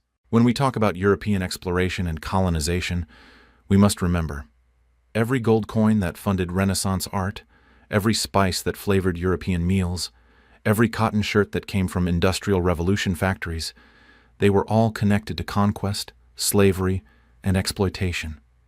The world became interconnected, but at a horrific cost paid mostly by those who had no choice in the matter. For all of human history until the 1700s, life remained fundamentally the same. You farmed or crafted using hand tools. You walked or rode animals. You lived where you were born. Energy came from muscles, wind, or water. And then, in the span of a few generations, everything changed. Steam power, factories, railroads, cities. A revolution not in politics but in how things were made. This was the Industrial Revolution, and it transformed humanity more than any single event since agriculture. It began in Britain around 1760. Why Britain? Several reasons converged. Britain had coal, lots of it, easily accessible. Coal could be burned to produce intense heat. Britain had colonies providing raw materials, cotton from India, sugar from the Caribbean. Britain had a relatively stable government, strong banking system, and culture increasingly comfortable with innovation and profit. The breakthrough was the steam engine. Earlier versions existed, but James Watt improved the design in 1769, making it efficient enough for industrial use. Steam engines could pump water from mines, allowing deeper coal extraction. They could power machinery, replacing water wheels. They could drive trains and ships, revolutionizing transport. The first industry transformed was textile production. For millennia, cloth making was slow. Spinning fiber into thread, weaving thread into cloth, all done by hand. The spinning jenny, invented in 1764, let one worker spin multiple threads. The power loom, invented in 1785, mechanized weaving. Suddenly, one factory worker could produce what once took dozens of hand weavers months. Factories emerged, buildings where machines and workers gathered. Unlike workshops where craftsmen controlled their pace, factories demanded discipline. Workers arrived at specific times, worked fixed hours, performed repetitive tasks. They didn't own tools or products, they sold their labor for wages. It was a new relationship between people and work. Early factories were grim, 12 to 16-hour shifts, no safety regulations. Children as young as 5 worked, their small hands useful for reaching into machinery. Accidents were common. You could lose fingers, hands, or life to machines. Air was thick with cotton dust causing lung disease. Pay was minimal, barely enough to survive. Cities exploded in size. People fled rural poverty for factory jobs. Manchester, Birmingham, cities that had been market towns became industrial centers housing hundreds of thousands. Housing couldn't keep pace. Workers lived in tenements, crowded, filthy, disease-ridden. 1,848 cholera outbreak in London killed thousands because sewage contaminated drinking water. Industrial cities were environmental disasters, skies blackened by coal smoke, rivers poisoned by chemical waste. Yet factory work paid more than farming, and jobs were available. The population grew because food became cheaper and more abundant. Agricultural innovations, crop rotation, selective breeding, better plows, increased yields. Fewer farmers fed more people, freeing laborers for factories. Railroads powered by steam locomotives connected cities, markets, and raw materials. The first public railway, the Stockton and Darlington in 1825, hauled coal. By mid-century, railroads crisscrossed Britain, then Europe, then the world. Travel that took weeks now took days. Fresh food could be transported before spoiling. Information moved faster. Markets expanded. The world shrank. Capitalism flourished. Entrepreneurs invested in factories, hired workers, sold products, reinvested profits. Wealth concentrated among factory owners, bankers, merchants. The middle class grew, managers, engineers, clerks, people who didn't own factories but earned comfortable livings. And at the bottom, the working class, factory workers living in poverty despite laboring long hours. This inequality sparked new ideologies. Socialism emerged, arguing that workers created wealth but owners kept most of it. Socialists advocated collective ownership, workers controlling factories, wealth distributed more equally. Karl Marx and Friedrich Engels wrote the Communist Manifesto in 1848, predicting workers would revolt, overthrow capitalism, and create a classless society. It was radical, influential, and would inspire revolutions decades later. Labor unions formed, workers organizing to demand better conditions, shorter hours, and higher pay. Early unions were illegal, their leaders imprisoned, but workers persisted. Strikes, sometimes violent, forced concessions. Gradually, working conditions improved. 10-hour workdays became standard. Child labor laws were enacted. Safety regulations introduced. These weren't gifts from benevolent owners. They were victories won through struggle. The Industrial Revolution spread beyond Britain. Belgium, France, Germany, and the United States industrialized. Each brought variations. Germany emphasized chemical and electrical industries. America had vast resources and space for expansion. By 1900, the United States was the world's largest industrial economy. Industrialization also powered imperialism. Machine guns, railroads, steamships, and telegraphs made controlling vast territories easier. Europeans conquered most of Africa and Asia, not just for resources, but as markets for manufactured goods. The British Empire spanned a quarter of the globe. France controlled North and West Africa. Germany sought colonies. Japan industrialized and joined imperial competition. Technological innovation accelerated. Electricity, invented earlier but commercialized in the late 1800s, powered lights, motors, communications. The telegraph, then telephone, allowed instant long-distance communication. Photography captured reality. Motion pictures created new entertainment. The internal combustion engine led to automobiles and airplanes. Daily life transformed. Gas lighting, then electric lighting, extended productive hours. Refrigeration preserved food. Indoor plumbing and sewage systems improved hygiene. Medicine advanced. Vaccines preventing diseases. Life expectancy increased. Infant mortality declined. More children survived to adulthood, creating population booms. But progress came with costs. Pollution choked cities. Exploitation impoverished colonies. Workers lived in degrading conditions. Traditional ways of life vanished. Artisans couldn't compete with factory production.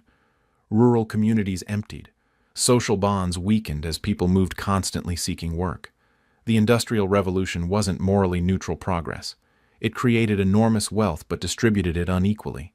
It empowered some nations while impoverishing others. It gave humanity unprecedented control over nature, but also unprecedented ability to destroy it. And it set the stage for the 20th century's convulsions. World wars, revolutions, ideological conflicts, all rooted in industrial capacity, mechanized warfare, and the tensions capitalism created. By 1900, the world was unrecognizable from 1700. Steam, steel, and factories had rebuilt civilization. The question was, could humanity control what it had created, or would the machines, metaphorically and literally, run out of control? The 20th century would answer that question, terrifyingly. We've reached the 20th century, the most violent, innovative, destructive, and transformative 100 years in human history. This was the century of world wars, nuclear weapons, space exploration, and genocide. The century of democracies spread and totalitarian nightmares. The century where humanity gained the power to annihilate itself and the wealth to lift billions from poverty. It was everything, all at once, accelerated to speeds previous generations couldn't imagine. Let's start with World War I, the war that ended an era.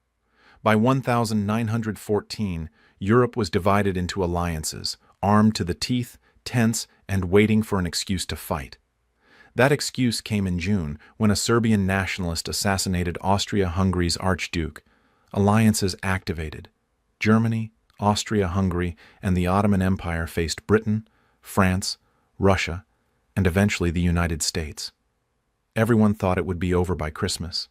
It lasted 4 years and killed 17 million people. This wasn't warfare as previous generations knew it. Machine guns, artillery, poison gas, tanks, airplanes, and barbed wire turned battlefields into mechanized slaughter.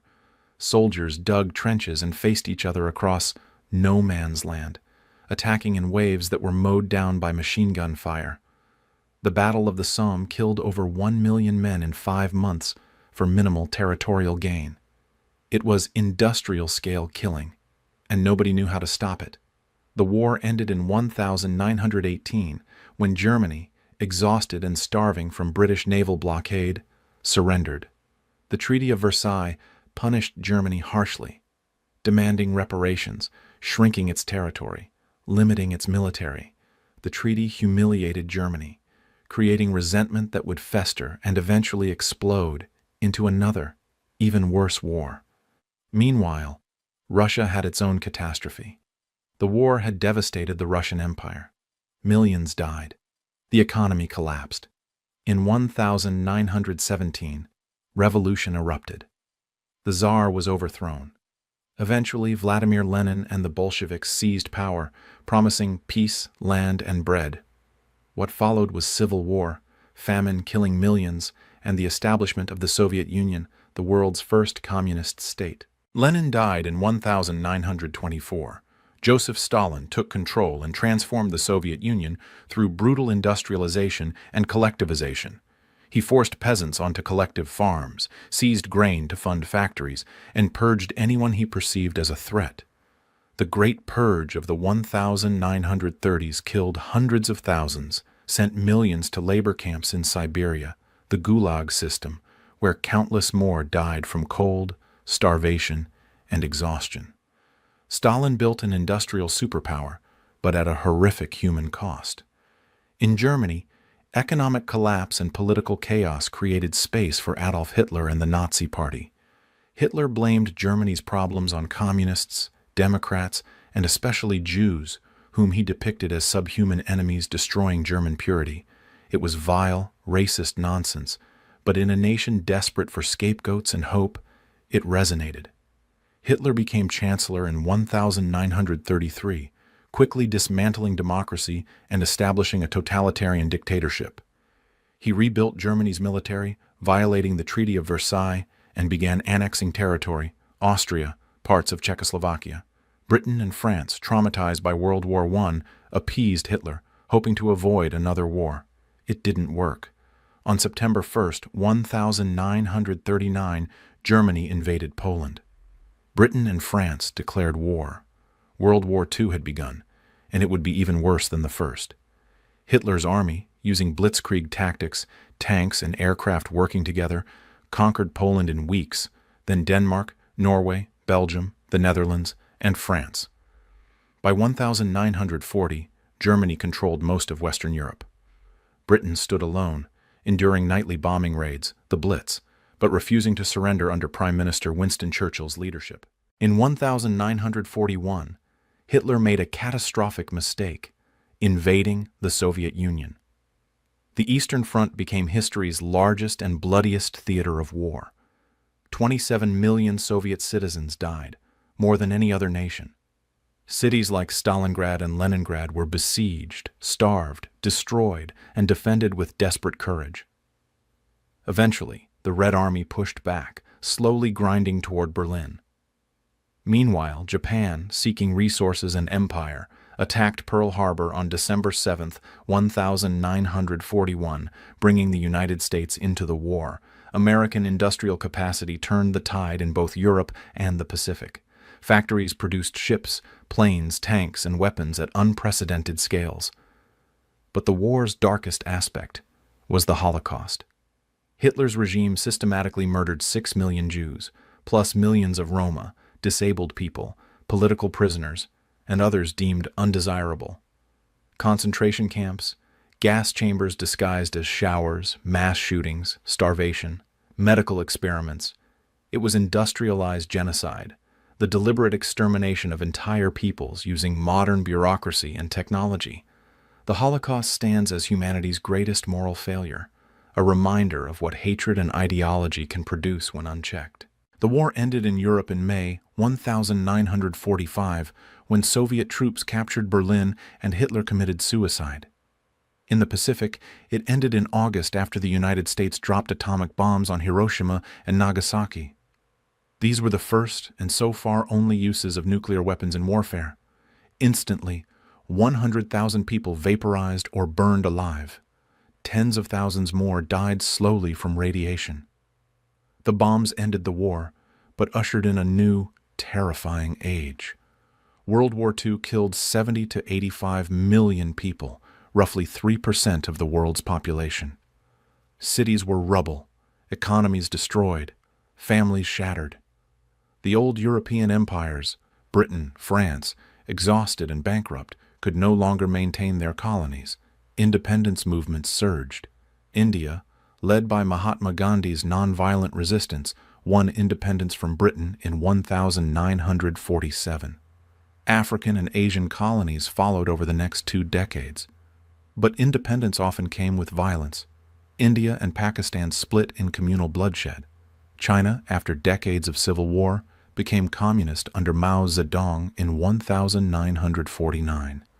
Korea split into Communist North and Capitalist South, fighting a brutal war from 1950 to 1953.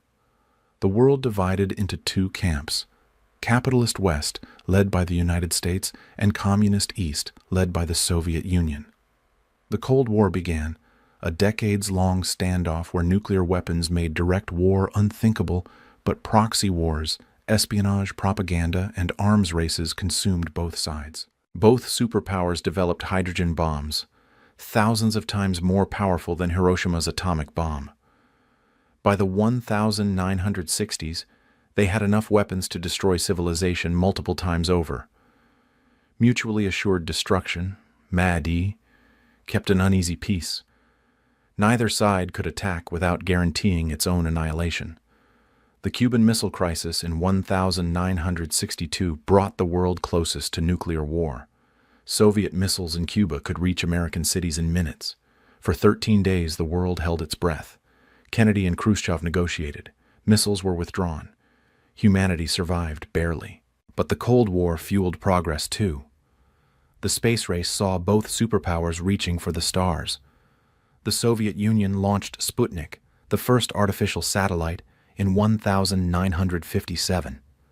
They sent the first human, Yuri Gagarin, into space in 1961.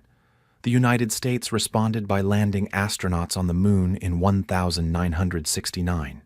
Neil Armstrong's words, "One small step for man, one giant leap for mankind," captured the moment humanity left its cradle.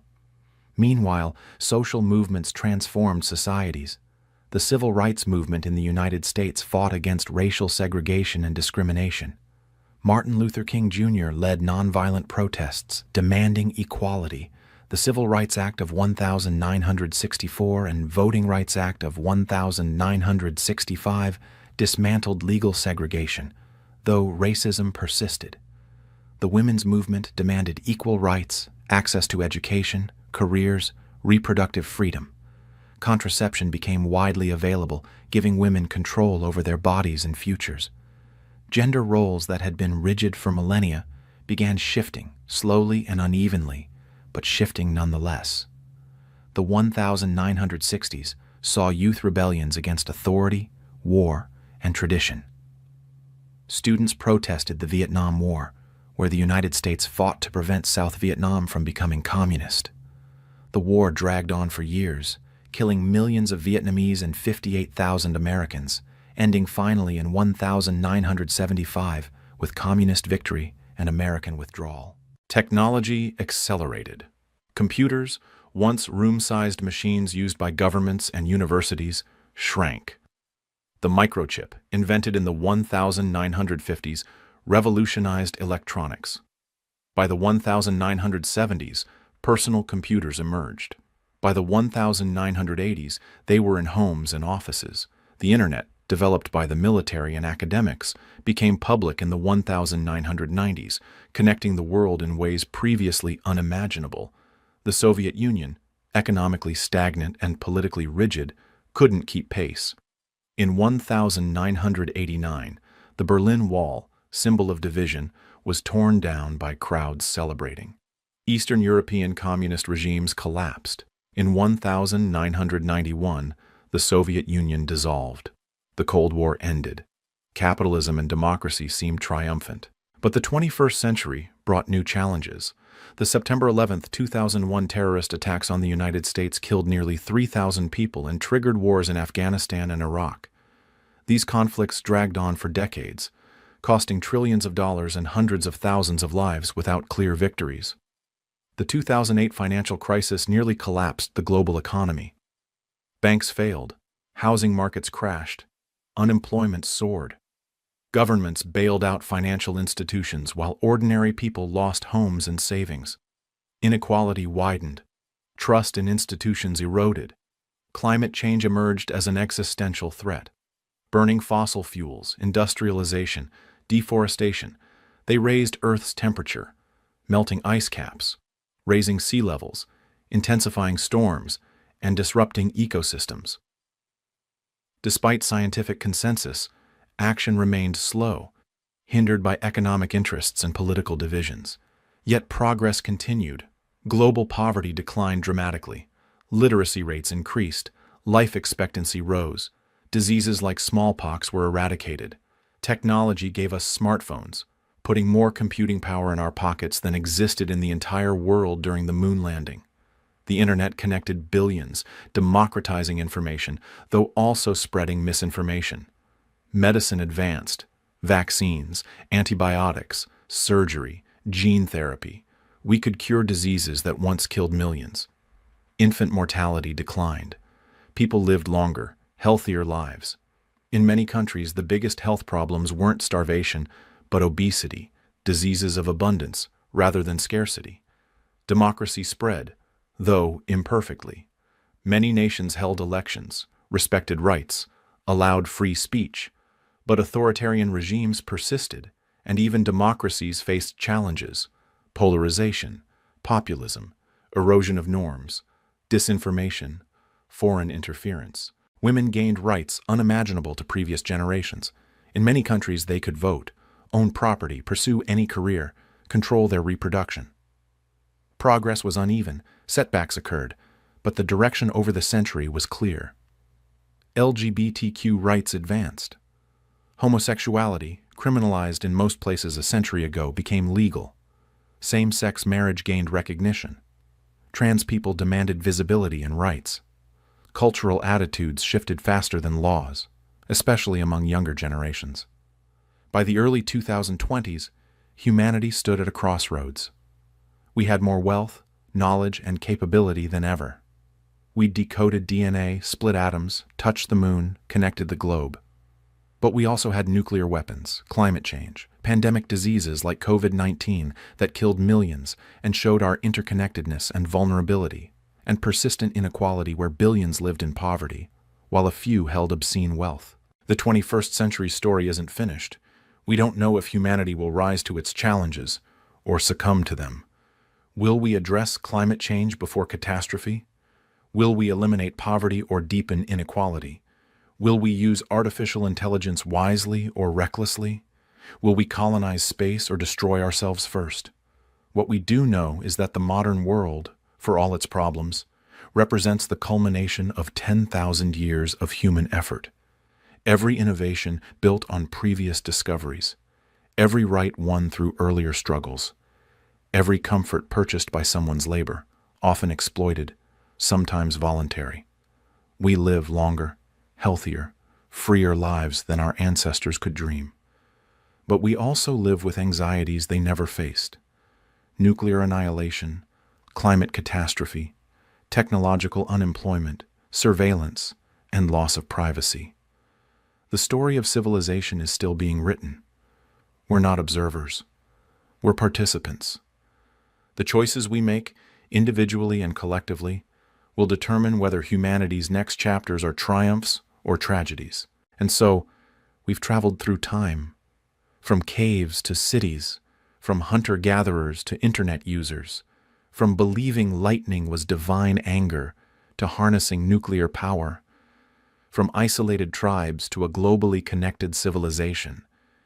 Humanity has achieved extraordinary things.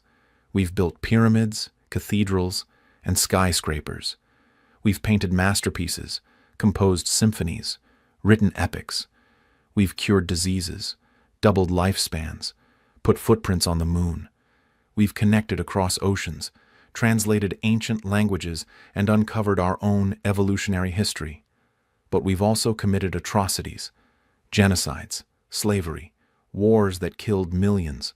We've destroyed ecosystems, driven species extinct, poisoned air and water. We've built systems of inequality where some thrive while others starve. We've developed weapons capable of ending all life. What defines us isn't our achievements or failures alone, but the tension between them. Humanity is capable of both breathtaking beauty and unthinkable cruelty, often simultaneously, sometimes by the same people. We are, and have always been, contradictory. The civilizations we've explored rose with hope, flourished through innovation, and declined through hubris, complacency, or external shocks. The pattern repeats because humans remain fundamentally the same. We want safety, community, meaning. We fear death, the unknown, each other. We build to leave something behind, knowing we won't last. Every civilization believed it was special, permanent, chosen by gods or destiny. Every one fell. Ruins remind us that nothing lasts forever. But ruins also remind us that something remains, stones, stories, influences that ripple through time. We are the inheritors of all this history. The choices Mesopotamians made about writing affect how we communicate. The philosophy Greeks debated shapes how we think. The violence Romans perfected influences how we wage war. The technology industrialists developed powers our modern life. History isn't just facts and dates. It's the accumulated experience of billions of people trying to survive, thrive, and understand their place in the universe. Their struggles were real. Their joys were real. Their mistakes and triumphs echo in our present. So as you drift off tonight, think about the journey. 10,000 years in 2 hours. Empires that lasted centuries condensed to minutes. Lives that felt eternal reduced to paragraphs. But each life mattered to the person living it, just as yours matters to you. You are part of this story, the latest chapter. What you do, how you treat others, what you create or destroy, it all becomes history eventually. And maybe thousands of years from now, if humanity still exists, someone will look back on our time and wonder, what were they thinking? What did they dream? How did they live? Rest easy knowing that for all our flaws, humanity endures. We adapt, we rebuild, we keep trying. The story isn't over. It never will be, as long as someone remembers, someone learns, someone keeps telling the tales. Thank you for joining us on this journey through time. Sweet dreams, travelers. And remember, history isn't behind us. It's all around us, in every word we speak, every building we enter, every idea we hold. We are history, still being written. Good night.